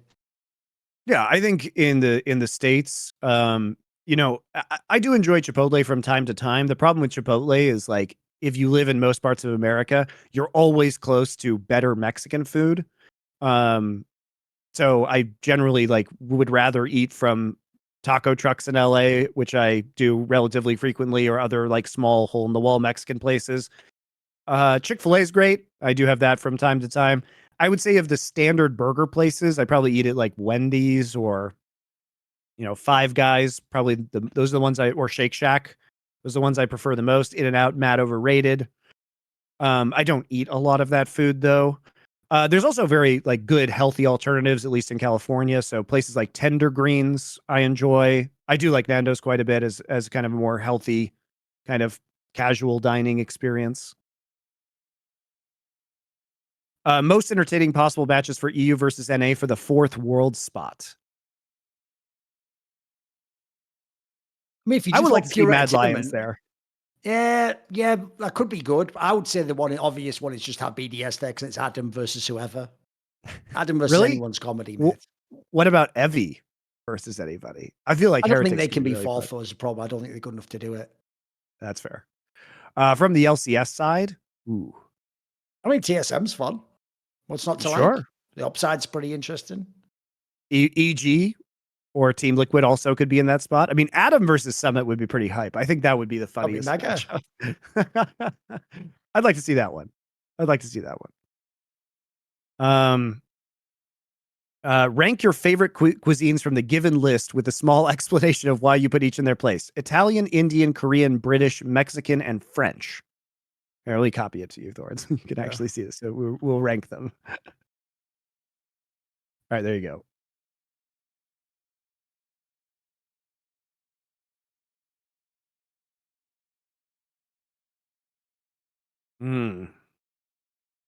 Okay, so I think mine is Mexican number 1.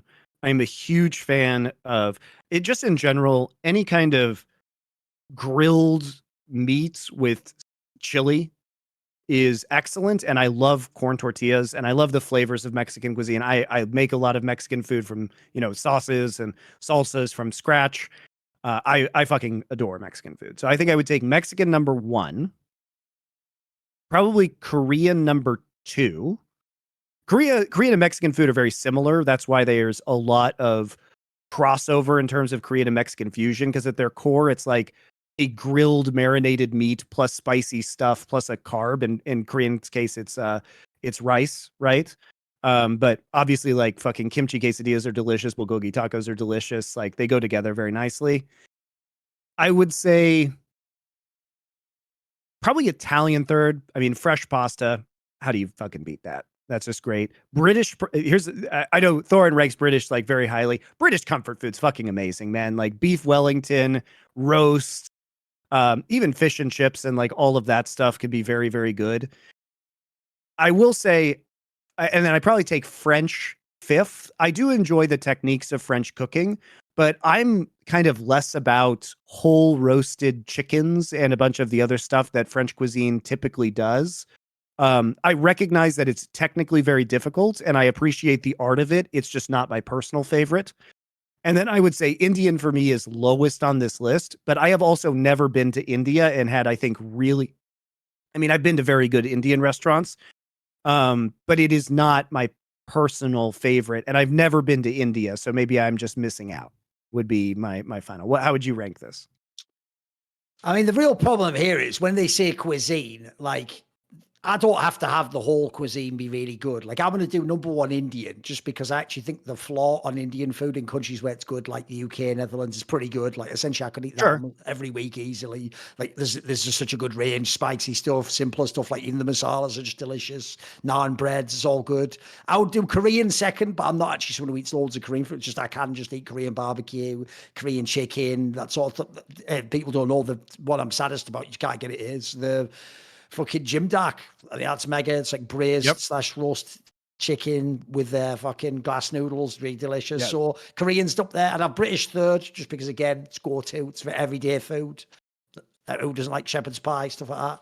Italian, I'll put 4th. I do think pasta's quite nice. I'm just not a huge fan of it. I'm going to put French 5th because it's basically just steaks and stuff. It's still pretty good. I just think that it's a bit overrated. I'm not a fan of like 8-course meals. I'm putting Mexican last because it's not a fan. It's not my style. Well, I mean, you don't like cheese, which is like a struggle, I think, with Mexican In general, food I'm not that particular. big a fan when things are between 2 states, and a lot of Mexican food's a bit sloppy, so I'm not that big a fan in general. Yeah, it's funny that you and I have like the first and last reversed. I do like all of those foods though. Like it's not that I don't like Indian food. It's just I would probably choose many other things on average before picking Indian food. But I agree with your assessment that the floor on Indian food is pretty damn high. It's pretty damn high. I also, here's another interesting take. I actually prefer Himalayan food to Indian food. Like, I get way more psyched about Nepali and Tibetan food than I do about Indian food in general. They're similar cuisines, but I like some of the, like yak skewers, like, and the chilies from Nepali food, and I love momos, which are Tibetan dumplings. So I actually get way more hyped for that kind of food than I do for Indian food. Also, Thai food wasn't in there, and Thai food would be way up there for me as well. Do either of you have a significant movie that influenced you to expand your movie tastes or enjoy a new genre that you had previously dismissed? I think that's usually how it happens, isn't it? You just find a movie. What I always say is it's a bit like music. Sometimes you think, oh, I should be into that artist, but you can never get into it. But then you hear the right song at the right time and it keys all the rest of it. And suddenly you just get it. So loads of movies like that. Like basically, I didn't know very much at all about movies from Hong Kong till I saw like a Wong Kar-wai movie. And like some of them are fucking mega and opened up the whole world of actors and people do similar projects. So yeah, there's loads of movies. I'm trying to think of one recently for me. I would say I've never been a massive kind of normal horror fan, but one, I think seeing Hereditary, so Ari Aster's movie, within the last few years, really, that one did it for me in a really big way, and I think that movie just is fucking amazing. And I think it introduced a new appreciation of the horror, kind of the more traditional horror genre for me. Da, da, da, da, da. There's okay. I don't know what this question is, so I'm going to skip it. What are your 3 favorite single player video games of all time? Story driven / narratives in games. I feel like we've answered this before, but we can do it again. Do you have any narrative games that you've enjoyed, Thorin? I mean, I think Metal Gear Solid's pretty fucking good. The first Metal Gear Solid, Deus Ex, there's another great one. Yep. I mean, I like the first Fallout games, the first 2, the one where it's not an Fallout FPS 2 is game. huge. Those are great stories, yeah. I really hate the new Fallout games. What I mean, look, single player games. Ooh, it's probably Witcher 3 for me. Planescape Torment. It depends on what you're looking for. Like Planescape Torment probably is the greatest narrative game ever made. I love The Witcher 3. I think it's another excellent narrative game that has really fun gameplay. I would say it's hard to narrow it down to 3. I really liked not God of War Ragnarok, but the previous God of War Ragnarok was good, but it wasn't as good as the first of the new God of War games in terms of narrative. So I really enjoyed that one. Deus Ex, the original Deus Ex is super good. Yeah, those would be among my favorites, but also, What Remains of Edith Finch, hugely good magical realism, narrative Pretty game. recent, right? Yeah, very recent.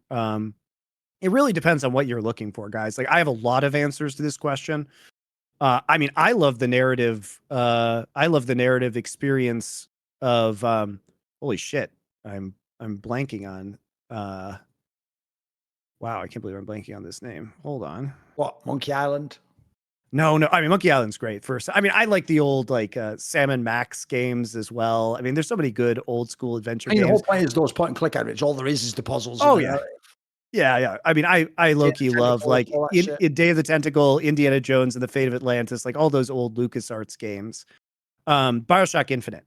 I wasn't as big of a fan of the original BioShock because I think it's a trope that's been kind of played out, but BioShock Infinite I thought was extremely creative in the world building. Really great. Really great. Last question. If Thorin is esports, what is Monte? Rotating head? Or some of the other legendary figures in the scene, like Shox could be esports queen, etc. I don't know what I would be, man. Just the macro guy, I guess. Esports elitist. There you go. Yeah, I don't know. All right, guys. Last question. That was it.